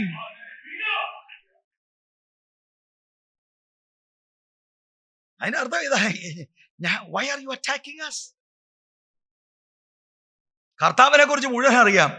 നസറേനായ യേശുവേ, നസറേനായ യേശു ദൈവത്തിന്റെ പുത്രനാണ്, തൃത്വത്തിൽ രണ്ടാമനാണ്, അവിടുത്തേക്ക് സകല അധികാരവും ശക്തി കൊണ്ട്. ഇതെല്ലാം ആർക്കറിയാം? അശുദ്ധാത്മാവിനറിയാം. നമ്മുടെ പല പുള്ളികൾക്കും മനസ്സിലായിട്ടില്ല. The devil knows that. ഡെവിളിനത് അറിയാമെന്നത് കൊണ്ട് ഡെവിളിന് പ്രത്യേകിച്ച് ഗുണമില്ല. ഡെവിളിന് ഇത് അറിയാം. And the devil hates it. സ്തോത്രം. ഇങ്ങനെയുള്ള ഒരു മതപരമായ അറ്റ്മോസ്ഫിയറിൽ അവിടെ കൃത്യമായിട്ട് പാഠം വായനയുണ്ട്, ദൈവവചന ശുശ്രൂഷയുണ്ട്, ഇങ്ങനെ ഉള്ള ഒരു നല്ല ആ അറ്റ്മോസ്ഫിയറിൽ ഇങ്ങനെയുള്ള അശുദ്ധാത്മാക്കൾ ഒളിഞ്ഞ് പമ്മിയിരിക്കും, വന്ന് പമ്മിയിരിക്കും. അങ്ങനെ ഒരു സർവീസാണ്. പക്ഷേ ഈ ശബത്തിൽ അഭിഷേകത്തിന്റെ ശക്തിയും ദൈവവചനത്തിന്റെ ശക്തിയും അവിടെ വ്യാപരിച്ചു. ആ കുടിയിരിപ്പ് ശക്തികൾ മാനിഫെസ്റ്റ് ആകുകയാണ്. 34 വാക്യത്തിന്റെ 3-ാം ഭാഗം, ഞങ്ങളെ നശിപ്പിപ്പാൻ വന്നിരിക്കുന്നുവോ? അങ്ങനെ ഒരു വാക്കൊന്നും കർത്താവ് പറഞ്ഞില്ലേ. വിട്, ഞങ്ങൾക്ക് നിനക്ക് തമ്മിൽ എന്താണ്? ഞങ്ങളെ നശിപ്പിക്കുന്നത്. ഡിസ്ട്രോയ് എന്ന വാക്കാണ്. അപ്പൊ കർത്താവായ യേശുക്രിസ്തു ഈ ലോകത്തിൽ വന്നിരിക്കുന്നതിന്റെ ഉദ്ദേശത്തെക്കുറിച്ച് നാട്ടുകാർക്കറിയത്തില്ല, അകത്ത് കേറിയ ഭൂതത്തിനറിയാം. എന്താ 1 യോഹന്നാൻ 3:8 പറയുന്നത്? ഞാനേ ആ വാക്യം വായിക്കുന്നതിന് മുമ്പ് എൻ്റെ ഉള്ളത്തിലേക്ക് വരുന്നത്, ചില കുടുംബങ്ങളെ നശിപ്പിക്കാനാണ് ഇവനകത്ത് കയറുന്നത്. ഒരശുദ്ധാത്മാവിന് നല്ല പ്രൊജക്റ്റ് ഇല്ല. വ്യക്തികളിലേക്ക് കുടികൊള്ളുവാനും ഇൻഫ്ലുവൻസും ഒക്കെ നടത്തുന്നത് ടു ഡിസ്ട്രോയ് യുവർ ഹൗസ്. നിന്റെ ഭാവിയെ നശിപ്പിക്കുവാൻ, നിന്റെ കുടുംബത്തെ നശിപ്പിക്കാൻ, നിന്റെ വിവാഹത്തെ നശിപ്പിക്കാൻ, നാട്ടിൽ നിന്നെ പരസ്യക്കോലമാക്കാൻ. പക്ഷെ ഇന്ന് എനിക്ക് പ്രഖ്യാപിക്കാനുള്ളത് വിടുതലുണ്ട്. Because of Jesus. യേശുവിന്റെ നാമം നിമിത്തം വിടുതലുണ്ട്. കെട്ടപ്പെട്ട വ്യക്തികളെ സ്വാതന്ത്ര്യത്തിലേക്ക് നയിക്കുവാൻ യേശു നമ്മുടെ നടുവിൽ കടന്നു വന്നിട്ടുണ്ട്. Jesus is here. Jesus is here. ഞങ്ങളെ നശിപ്പിപ്പാൻ. 1 യോഹന്നാൻ 3:8, പാപം ചെയ്യുന്നവൻ പിശാചിന്റെ മകനാകുന്നു. മോനെ രക്ഷിക്കപ്പെടുമോ? എന്താ? കെട്ടുവിടുന്നില്ല. ആരുടെയാ ഭരണം? പാപം ചെയ്യുന്നവൻ ആരുടെ ആളാ? പെന്തിക്കോസിലോ? അല്ല, പെന്തിക്കോസിലാന്നേലും പിശാചിന്റെ ആളാ. മനസ്സിലായോ? എന്നെ അങ്ങനെ പറഞ്ഞു. അല്ല, നീ പാപം ചെയ്യുന്നില്ലല്ലോ. ഉണ്ടോ? ഉണ്ടേൽ ഈ വാക്യം അപ്ലൈഡാ. പാപം ചെയ്യുന്നവൻ എന്ന് പറഞ്ഞ അതിന്റെ അർത്ഥം കണ്ടിന്യൂസ് ആയി പാപത്തിൽ പുളയുന്ന ആള്. അല്ലാതെ ഒറ്റപ്പെട്ട ഒരു പാപം വന്നുപോയി ഉടനെ പിശാചിന്റെ മകൻ, അങ്ങനല്ല. ഹീസ് കണ്ടിന്യൂയിങ് ഇൻ സിൻ എന്ന അർത്ഥമാണ്. പാപം ചെയ്യുന്നവൻ പിശാചിന്റെ മകനാകുന്നു. പിശാച് ആദ്യം മുതൽ പാപം ചെയ്യുന്നവല്ലോ. പിശാചിന്റെ പ്രവർത്തികളെ അഴിപ്പാൻ തന്നെ ദൈവപുത്രൻ പ്രത്യക്ഷനായി. He has come to destroy the works of the devil. കുടുംബങ്ങളോട് എനിക്ക് പറയാൻ നിയോഗം, വിടുതലുണ്ട്. എത്ര വലിയ കഷ്ടപ്പെട്ട കേസിലും വിടുതലുണ്ട്. യേശു വന്നത് അതിനാണ്. അവിടുന്ന് മരിച്ചു, അവിടുന്ന് അടക്കപ്പെട്ടു, അവിടുന്ന് 3-ാം ദിവസം ഉയർത്തെഴുന്നേറ്റു. And he is alive. Jesus is alive. Jesus is alive. Destroy, നശിപ്പിക്കുക എന്ന് പറഞ്ഞാൽ എന്നേക്കുമായി തീർക്കുക, അവസാനിപ്പിക്കുക. ഈ അശുദ്ധാത്മാക്കൾക്കറിയാം അവസാനം അവരുടെ ഭാവി എവിടെയാണ് അവർ പോകാൻ പോകുന്നത്. അവരുടെ മനസ്സിൽ അങ്ങോട്ടേക്ക് കർത്താവ് അയക്കുമോ? They are terrified. നരകത്തിൽ പോകേണ്ടവരാണ്. ഇപ്പോൾ തന്നെ കർത്താവ് അയക്കുമോ? നോക്കിക്കേ, മത്തായി 8:29 അവർ നിലവിളിച്ചു, ദൈവപുത്ര, ഞങ്ങൾക്ക് നിനക്ക് തമ്മിൽ എന്ത്? സമയത്തിന് മുൻപേ ഞങ്ങളെ ദണ്ഡിപ്പിപ്പാൻ ഇവിടെ വന്നുവോ എന്ന് പറഞ്ഞു. സ്തോത്രം. 34-ാം വാക്യത്തിന്റെ 3-ാം ഭാഗം. നീ ആർ എന്ന് ഞാൻ അറിയുന്നു, ദൈവത്തിന്റെ പരിശുദ്ധൻ തന്നെ എന്ന് ഉറക്ക നിലവിളിച്ചു. 40 ദിവസം മരുഭൂമിയിൽ പ്രലോഭനങ്ങൾ അഴിച്ചുവിട്ടു. കർത്താവ് അതിനെ തോപ്പിച്ചു. പിശാചിന്റെ ഏജന്റായ ഈ അശുദ്ധാത്മ പറയാ, you are holy, you are the holy one of God. പാപം തീണ്ടിയിട്ടില്ലാത്ത ദൈവത്തിന്റെ പുത്രനായ യേശു ക്രിസ്തു. ഇന്നത്തെ ലിബറൽ തിയോളജിയൻസും കൾട്ടിസ്റ്റായ ആളുകൾ, നിരീശ്വരവാദികൾ, ഇവർക്കറിയത്തില്ല യേശുവിന്റെ ഐഡന്റിറ്റി. പക്ഷെ ഡീമൺസ് ഇവിടെ പറയാണ്, സ്തോത്രം, നീ ദൈവത്തിന്റെ പരിശുദ്ധൻ തന്നെയെന്ന് ഉറക്കെ നിലവിളിച്ചു. 35-ാം വാക്യം നിങ്ങൾ ശ്രദ്ധിക്കണം. 34 വായിച്ചോളൂ. അവൻ നസ്രയനായ യേശുവേ, വിടൂ, ഞങ്ങൾക്കും നിനക്കും തമ്മിൽ എന്ത്? ഞങ്ങളെ നശിപ്പിപ്പാൻ വന്നിരിക്കുന്നുവോ? ഇതെല്ലാം സ്ക്രീൻ ചെയ്യുക, അല്ല നിന്നിങ്ങനെ സാക്ഷ്യം പറയല്ല, ഞങ്ങളെ നശിപ്പിക്കാൻ വന്നിരിക്കും, അങ്ങനല്ല. സ്ക്രീമിങ്. അയാളുടെ തൊണ്ടയാണ്, അയാളുടെ ശബ്ദമാണ്, പക്ഷേ ഡീമോണാണ് സംസാരിക്കുന്നത്. ഇത് മനസ്സിലാക്കണം. It is real. അല്ലാതെ ആരും നമ്മളെ കളിപ്പിക്കരുത്. ഇങ്ങനെയൊന്നും ഇല്ല കേട്ടോ, അതൊക്കെ ചുമ്മാ ഇവരൊക്കെ പേടിപ്പിക്കാൻ പറയുന്നു. No, Bible is true. ഇങ്ങനെ ഉണ്ട്. But Jesus has authority. കുറച്ചുകൂടെ കഴിയുമ്പോൾ ഞാൻ അതോറിറ്റി സംബന്ധമായ ചില കാര്യങ്ങളോട് ഓർപ്പിക്കാം. വായിച്ചോളൂ. നീ ആരെന്ന് ഞാൻ അറിയുന്നു, ദൈവത്തിന്റെ പരിശുദ്ധൻ തന്നെ എന്നുറക്ക നിലവിളിച്ചു. മിണ്ടരുത്. ഓർഡറാണത്. 35-ാം വാക്യത്തിലും 41-ാം വാക്യവും. എന്താ 41? പലരിൽ നിന്നും ഭൂതങ്ങൾ നീ ദൈവപുത്രനായ ക്രിസ്തുവെന്ന് നിലവിളിച്ചു പറഞ്ഞും കൊണ്ട് പുറപ്പെട്ടു പോയി. താൻ ക്രിസ്തുവെന്ന് അവ അറിക കൊണ്ട് മിണ്ടുവാൻ അവൻ സമ്മതിക്കാതെ അവയെ ശാസിച്ചു. ഇവിടെ ഒരുപാട് പേര് ഭൂതത്തെ ഇളക്കാറുണ്ട്, ഇളക്കിയിട്ട് മിണ്ടിപ്പിക്കും. എന്താ അവർക്ക് കേൾക്കേണ്ടത്? ഓ, അങ്ങൊരു വലിയ പുള്ളിയാണ്. കേട്ടോ, യേശുവിന്റെ ശുശ്രൂഷയിൽ എന്താ പറഞ്ഞത്? മിണ്ടരുത്. എന്താണ്?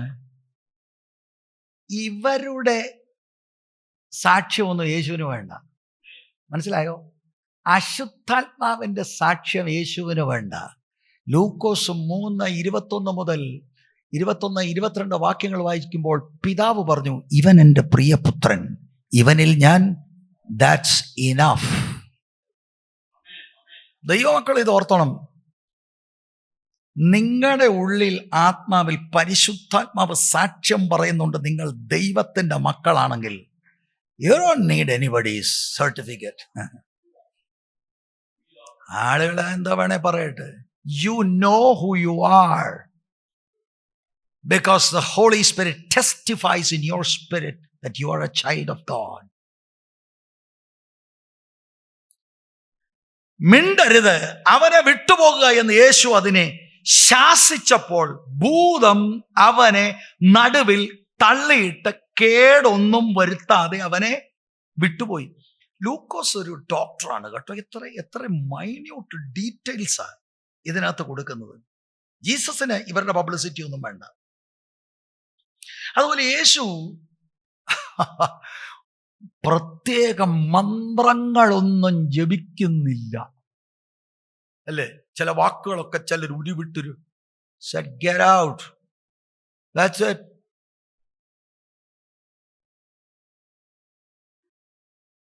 അല്ലാതെ വാദപ്രതിവാദം. അപ്പൊ ഇങ്ങോട്ട് പറഞ്ഞു, ഞാൻ പോകത്തില്ല. നീ പോകത്തില്ലയോ? ഡിബേറ്റിനുള്ള സമയമല്ല ഇത് ഡിബേറ്റിനുള്ള സമയമല്ല. ഇത് സീരിയസ്. രണ്ട് രാജ്യങ്ങൾ തമ്മിൽ ഏറ്റുമുട്ടുക. The kingdom of God Jesus represent ചെയ്യാണ്. In fact he is the kingdom. ഇരുട്ടിന്റെ വ്യാപാരങ്ങൾക്ക് നിൽക്കാൻ കഴിയത്തില്ല. അവിടെ ഡിബേറ്റ് ഇല്ല, ആർഗ്യുമെന്റ് ഇല്ല. ഔട്ട്. That's the authority. സ്തോത്രം. കർത്താവ് പ്രഖ്യാപനം നടത്തി കഴിഞ്ഞ് നിങ്ങൾ ഒരു സെക്കൻഡ് പിന്നെ നിൽക്കുന്നില്ലെന്നുള്ളതാണ്. The demon had no choice. ഭൂതം അവനെ നടുവിൽ തള്ളിയിട്ട് കേടൊന്നും വരുത്താതെ അവനെ വിട്ടുപോയി. പുറത്തു വരികയാണ് ഡിമൺ. അങ്ങനെ നടക്കുന്ന സംഭവം. അവനെ തള്ളിയിട്ടെന്ന് എടുത്തു പറയുന്നു, കേടൊന്നും വരുത്താതെ. എൻ്റെ ചിന്തയിൽ കർത്താവിൻ്റെ സ്നേഹത്തിനും കരുണയിലും ആ മനുഷ്യന് കേട് സംഭവിക്കാതെ കർത്താവ് സൂക്ഷിച്ചു. കേടുണ്ടാക്കുന്ന പുള്ളിയാ മറ്റേത് കേട്ടോ. സ്തോത്രം. 36 വാക്യം ശ്രദ്ധിക്കണം, ഞാൻ വായിക്കാം. അപ്പം ആളുകൾ തിങ്ങിയിരിക്കുകയല്ലേ. യേശുവിൻ്റെ അധികാരത്തോടെയുള്ള പ്രസംഗം, ഉപദേശം കേൾക്കുക. എല്ലാവർക്കും വിസ്മയമുണ്ടായി. ഈ വചനമെന്ത്? അധികാരത്തോടും ശക്തിയോടും കൂടെ അവൻ അശുദ്ധാത്മാക്കളെ കൽപ്പിക്കുന്നു, അവ പുറപ്പെട്ടു പോകുന്നു എന്ന് തമ്മിൽ പറഞ്ഞുകൊണ്ടിരുന്നു. അപ്പൊ കർത്താവിൻ്റെ അധികാരത്തോടുകൂടിയുള്ള പഠിപ്പിക്കലുകൾ കഴിഞ്ഞ് ഈ ശുശ്രൂഷയോടാകുമ്പോൾ ആ അധികാരത്തെ അവർ വിലമതിക്കുകയാണ്. They were amazed. Praise the Lord. 37 വാക്യത്തിൽ അവന്റെ ശ്രുതി ചുറ്റുമുള്ള നാടെങ്ങും പരന്നു, കാട്ടുതീ പോലെ. കഫർനഹൂമിൽ മാത്രമല്ല, കഫർനഹൂമിന് ഔട്ട്സൈഡായിട്ടുള്ള ചുറ്റിനുമുള്ള ഇടത്തേക്ക് കർത്താവിന്റെ ശ്രുതി പടരുകയാണ്. യേശുവിന് പിശാചിന്റെ മേലും അശുദ്ധാത്മാക്കളുടെ മേലും അധികാരമുണ്ട്. അവിടുന്ന് ആളുകളെ വിടുവിക്കുന്നു. ഈ അധികാരം വെളിപ്പെട്ട് വരുമ്പോൾ ഒരു കാര്യം ആളുകൾക്ക് മനസ്സിലാകും. പിശാചിന്റെ കസ്റ്റഡിയിൽ കിടക്കുന്ന, നിരന്തരം പാപം ചെയ്യിപ്പിക്കുന്ന പാപിയെ വിടുവിക്കാൻ യേശുവിന് കഴിയും. He is demonstrating it by casting out the demon. സ്തോത്രം. ഇനി കർത്താവായ യേശുക്രിസ്തുവിന്റെ ശുശ്രൂഷയിൽ സുവിശേഷങ്ങൾ റിപ്പോർട്ട് ചെയ്യുന്നത് കാസ്റ്റിംഗ് ഔട്ട് ഡീമൺസ് പുതിയ നിയമ ശുശ്രൂഷയുടെ ഒരു ഭാഗമായിരുന്നു. യെസ്, ഹീലിങ്സുമുണ്ട്, ബട്ട് കാസ്റ്റിംഗ് ഔട്ട് ഡീമൺസ് എടുത്തു പറയുന്നു. Just like healings. മത്തായിയുടെ സുവിശേഷം 12:28-29 വാക്യം നിങ്ങൾ ശ്രദ്ധിക്കണം. ദൈവാത്മാവിനാൽ ഞാൻ ഭൂതങ്ങളെ പുറത്താക്കുന്നു എങ്കിലോ എന്ന് പറഞ്ഞാൽ വാട്ട് ഡസ് ഇറ്റ് മീൻ? അവിടുത്തെ ദൈവത്വത്തിലല്ല, ഹ്യൂമാനിറ്റിയിൽ ഹോളി സ്പിരിറ്റിനാലാണ് ഹീസ് കാസ്റ്റിംഗ് ഔട്ട് ഡീമൺസ്. ദൈവാത്മാവിനാൽ ഞാൻ ഭൂതങ്ങളെ പുറത്താക്കുന്നു എങ്കിലോ ദൈവരാജ്യം നിങ്ങളുടെ അടുക്കൽ വന്നെത്തിയിരിക്കുന്നു, സ്പഷ്ടം. എന്ന് പറഞ്ഞാൽ മറ്റേത് 2 രാജ്യങ്ങൾ കാണുന്നില്ല, ഇൻവിസിബിളാ. ഏറ്റുമുട്ടൽ നടന്ന് when ജീസസ് കാസ്റ്റ് ഔട്ട് ചെയ്യുമ്പോൾ പ്രത്യക്ഷത്തിൽ ദ ഡിമോണിക് വേൾഡ് വരിക. ആ രാജ്യങ്ങൾ തമ്മിലുള്ള യുദ്ധം പരസ്യമാകുക. ദൈവരാജ്യം വന്നിരിക്കുന്നു, സ്പഷ്ടം. ബലവാനെ പിടിച്ചു കെട്ടിയിട്ടല്ലാതെ ബലവാന്റെ വീട്ടിൽ കടന്നവന്റെ കോപ്പ് കവർന്നു കളയുവാൻ എങ്ങനെ കഴിയും? പിടിച്ചു കെട്ടിയാൽ പിന്നെ അവന്റെ വീട് കവർച്ച ചെയ്യാം. ജീസസ് അതാ ചെയ്തത്. പിശാചിന്റെ കസ്റ്റഡിയിൽ കിടക്കുന്ന ആളുകളെ വിടുവിക്കാൻ ആദ്യം അവനെ കെട്ടി. എപ്പോ? തീർത്തും എന്നേക്കും ക്രൂശിൽ. പക്ഷേ ഐ ബിലീവ് ഈവൻ ആ 40 ദിവസത്തെ പ്രലോഭനത്തിൽ ദ സ്ട്രോങ് മാനെ കർത്താവ് ഒതുക്കി. അവന്റെ കസ്റ്റഡിയിൽ കിടന്ന ആളുകളെ കർത്താവ് വിടുവിക്കുകയാണ്. യെസ്, എന്നേക്കുമായി കാൽവറി ക്രൂശിൽ പിശാചിന്റെ അധികാരത്തെ ആയുധവർഗം വെപ്പിച്ചു. പക്ഷെ നമ്മൾ ഇനിയും ഇത് ഏറ്റെടുക്കണം. അതിനോടുള്ള ബന്ധത്തിൽ 2 കാര്യം ഞാൻ പറയാം. ജീസസ് ചെയ്തു. ജീസസ് ബലവാനെ കെട്ടി. ജീസസ് എന്നേക്കുമായിട്ട് കെട്ടി. ജീസസ് കെട്ടപ്പെട്ടവരെ സ്വതന്ത്രമാക്കി. ഇതൊക്കെ പറയുന്നുണ്ട്. നിങ്ങൾ ശ്രദ്ധിച്ചു നോക്കുക. പുതിയ ഉടമ്പടിയിൽ കർത്താവ് ശിഷ്യന്മാരെ എടുക്കുമ്പോൾ മർക്കോസിന്റെ സുവിശേഷം 3-ാം അധ്യായം 15-ാം വാക്യം, ഭൂതങ്ങളെ പുറത്താക്കേണ്ടതിന് അധികാരമുണ്ടാകുവാനും 12 നിയമിച്ചു. കർത്താവിന്റെ കാലത്ത് മാത്രം ചെയ്ത് തീരുകയല്ല. എന്തിനാണ് ഈ 12 നിയമിച്ചത്? അഫ്കോഴ്സ് അത് ഫുള്ള് പറയുമ്പോൾ മർക്കോസ് 3:13 മുതൽ വായിച്ചു. പിന്നെ അവൻ മലയിൽ കയറി തനിക്ക് ബോധിച്ചവരെ അടുക്കൽ വിളിച്ചു. അവർ അവന്റെ അരികെ വന്നു. അവൻ തന്നോട് കൂടെ ഇരിക്കുക. അതാണ് മെയിൻ കാര്യം. അവിടെയാണ് പ്രയർ വേണ്ടത്, വചനധ്യാനം വേണ്ടത്. തന്നോടുകൂടെ ഇരിപ്പാനും പ്രസംഗിക്കേണ്ടതിന് അയപ്പാനും. പ്രസംഗം കൂടാതെ no one will be saved. That's priority. പ്രസംഗിക്കേണ്ടതിന് അയപ്പാനും ഭൂതങ്ങളെ പുറത്താക്കേണ്ടതിന് അധികാരം ഉണ്ടാകുവാനും 12 നിയമിച്ചു. ഞാൻ പ്രാർത്ഥിക്കത്തുമില്ല, ഞാൻ വചനം ധ്യാനിക്കത്തുമില്ല. കൈവച്ചാൽ എനിക്ക് ഇതിന്റെ ഒരു ഇമ്പാർട്ടേഷൻ കിട്ടുമോ? അതും തപ്പിക്കൊണ്ട് ആളുകൾ നടക്കുന്നത്. The main thing is to be with Jesus. അപ്പോൾ ജീസസ് അയക്കും to preach the kingdom and destroy the works of the enemy. He has already destroyed it. നമ്മൾ ജയത്തിൽ നിന്നുകൊണ്ടാണ് കാസ്റ്റ് ഔട്ട് ചെയ്യുന്നത്. മത്തായി 10 അതിൻ്റെ 1-8 വാക്യങ്ങൾ നമ്മൾ ഒന്ന് ശ്രദ്ധിച്ച്. അനന്തരം അവൻ തൻ്റെ 12 ശിഷ്യന്മാരെയും അടുക്കൽ വിളിച്ച് അശുദ്ധാത്മാക്കളെ പുറത്താക്കുവാനും സകലവിധ ദീനവും വ്യാധിയും പൊറുപ്പാനും അവർക്ക് അധികാരം കൊടുത്തു.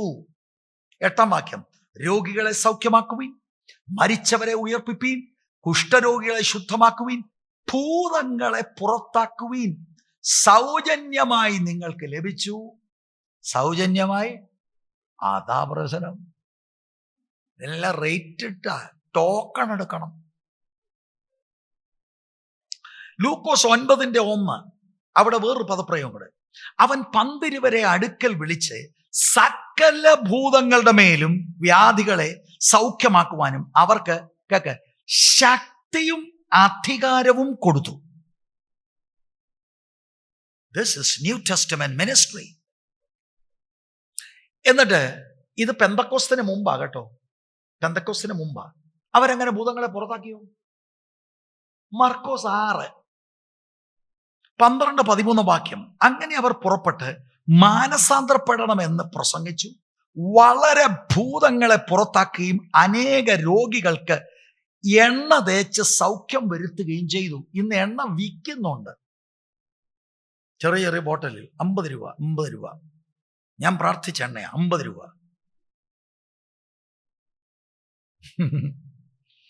സ്തോത്രം. They already did it even before Pentecost. This was an extension of the ministry of Christ. ഇനി 12 പേരുടെ കാര്യമാണ്. ഒരു 70 ഉപദേശിമാരെ കൊണ്ടെടുത്തു, റിക്രൂട്ട് ചെയ്തു. ലൂക്കോസിന്റെ സുവിശേഷം 10:17-19 വരെയുള്ള വാക്യം.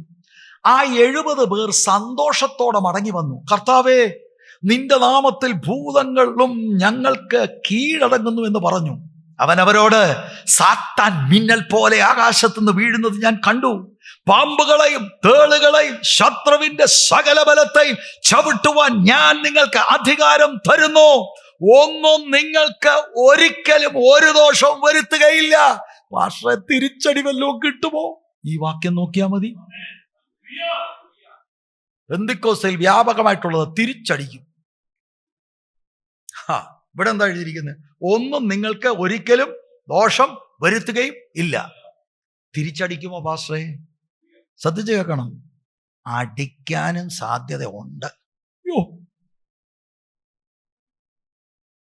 കർത്താവുമായി വ്യക്തിപരമായ ബന്ധമില്ലാത്തവർ എഫെസോസിൽ പോയി പോന്ന് പറഞ്ഞു, ഭൂതം കയറി അങ്ങ് കൈകാര്യം ചെയ്തു. ഭൂതം പറഞ്ഞു, കർത്താവിനെ അറിയാം, പൗലോസിനെ അറിയാം, നീ ആരാണെന്ന് ചോദിച്ചു. മനസ്സിലായോ? സൂക്ഷിച്ചു വേണം. വ്യക്തിപരമായി കർത്താവുമായി ബന്ധം വേണം. അധികാരം ഏറ്റെടുത്ത് അഭിഷേകത്തിലായിരിക്കണം. അല്ലാതെ ഇത് കൊള്ളാമല്ലോ എന്നാ ജീസസ് പറഞ്ഞാൽ മതിയല്ലേ, ചെല്ലണം. കൃപയിൽ നിന്നാൽ തിരിച്ചടിയില്ല. അല്ല, തിരിച്ചടി കൊണ്ട് പത്രോസിന് വല്ലതും വീട്ടിൽ പോകാനൊക്കുമോ? കാരണം നിഴല് തട്ടി രോഗികൾ നോക്കിയോ വലിയ. അപ്പൊ വീട്ടിലെങ്ങനെ പോകുന്നത്? അപ്പൊ ഇത് മനസ്സിലാക്കണം. ആമേൻ, ഹല്ലേലൂയ. അപ്പൊ കർത്താവായ യേശുക്രിസ്തുവിന്റെ ശുശ്രൂഷയിൽ നമ്മൾ ഇത് കാണുന്നു. കർത്താവ് നിയോഗിച്ച ശിഷ്യന്മാരിൽ ഓപ്പറേഷനായിട്ട് കാണുന്നു. പെന്തക്കോസ്ത് കഴിഞ്ഞിട്ടും നമ്മൾ കാണുന്നു. ഇൻ ദ ചർച്ച് ഏജ് നമ്മൾ കാണുന്നു. ആ ഭാഗത്തേക്ക് ഞാൻ അധികം പോകാൻ താല്പര്യപ്പെടുന്നില്ല. അപ്പോസ്തല പ്രവൃത്തികൾ 8:7, 16-18 ഇങ്ങനെയൊക്കെയുള്ള വാക്യങ്ങളിലൊക്കെ നമുക്കത് കാണാനായിട്ട് കഴിയും.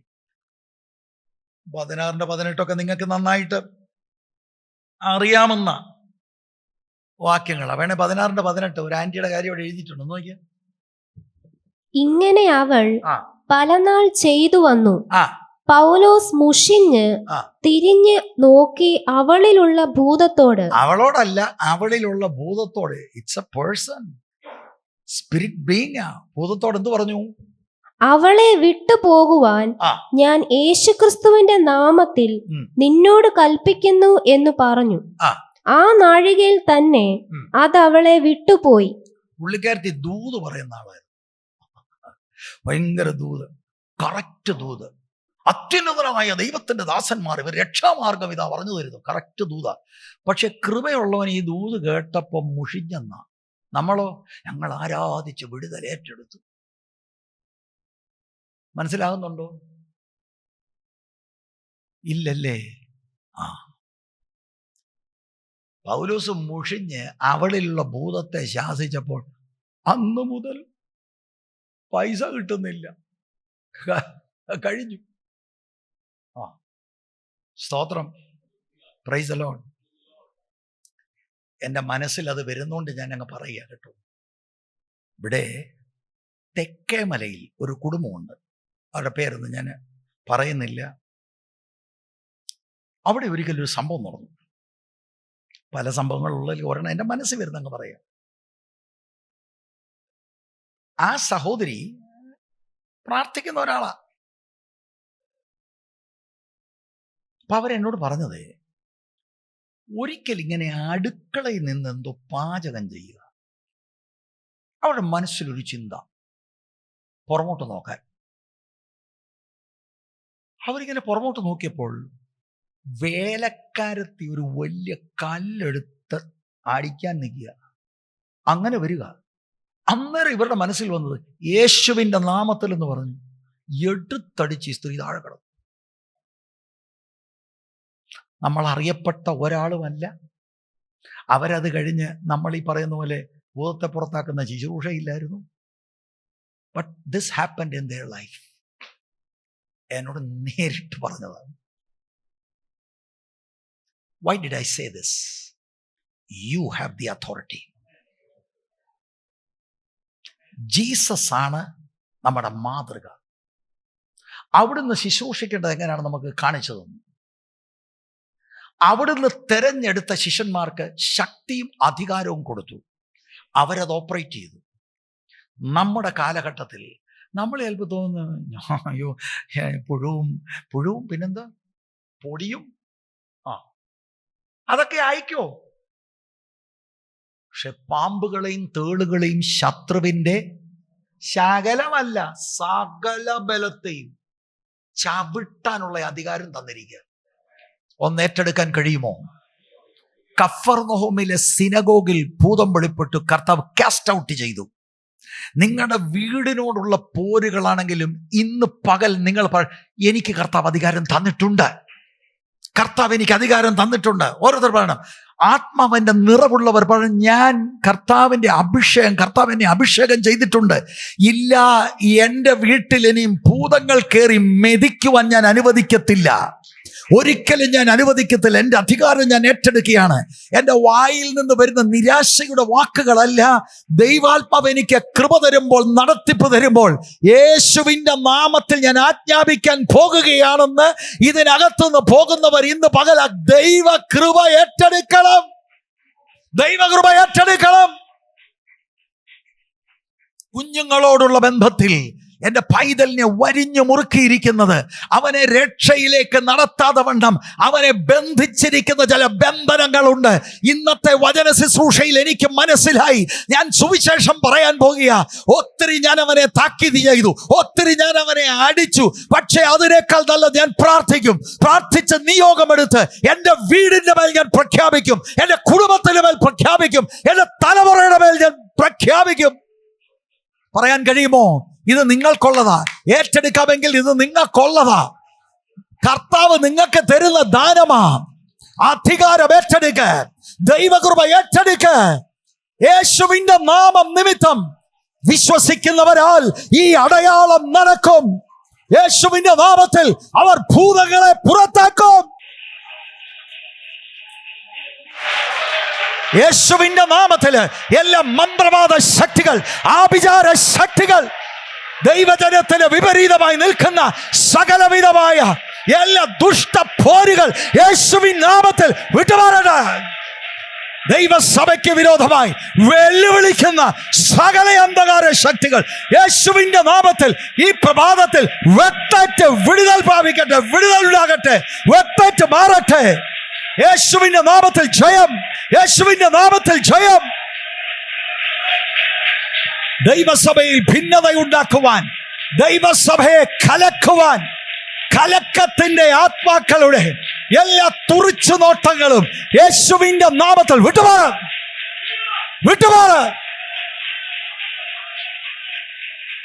വാക്കുകളിലൂടെ അസ്ത്രം പോലെ പ്രയോഗിച്ച് ചിലതിനെ അശുദ്ധമാക്കുവാൻ ശ്രമിക്കുന്ന അശുദ്ധ വ്യാപാരമേ യേശുവിന്റെ നാമത്തിൽ വിട്ടുപോ. രോഗശക്തികളായി വെളിപ്പെടുന്ന എല്ലാ ദുഷ്ടവ്യാപാരങ്ങൾ യേശുവിന്റെ നാമത്തിൽ വിട്ടുപോട്ടെ. യേശുവിന്റെ നാമത്തിൽ സൗഖ്യങ്ങൾ ഉണ്ടാകട്ടെ, സൗഖ്യമുണ്ടാകട്ടെ. ഭാവിക്ക് വിരോധമായി കടുങ്കെട്ട് കെട്ടിയ എല്ലാ കെട്ടുകളും യേശുവിൻ നാമത്തിൽ അഴിഞ്ഞു മാറട്ടെ.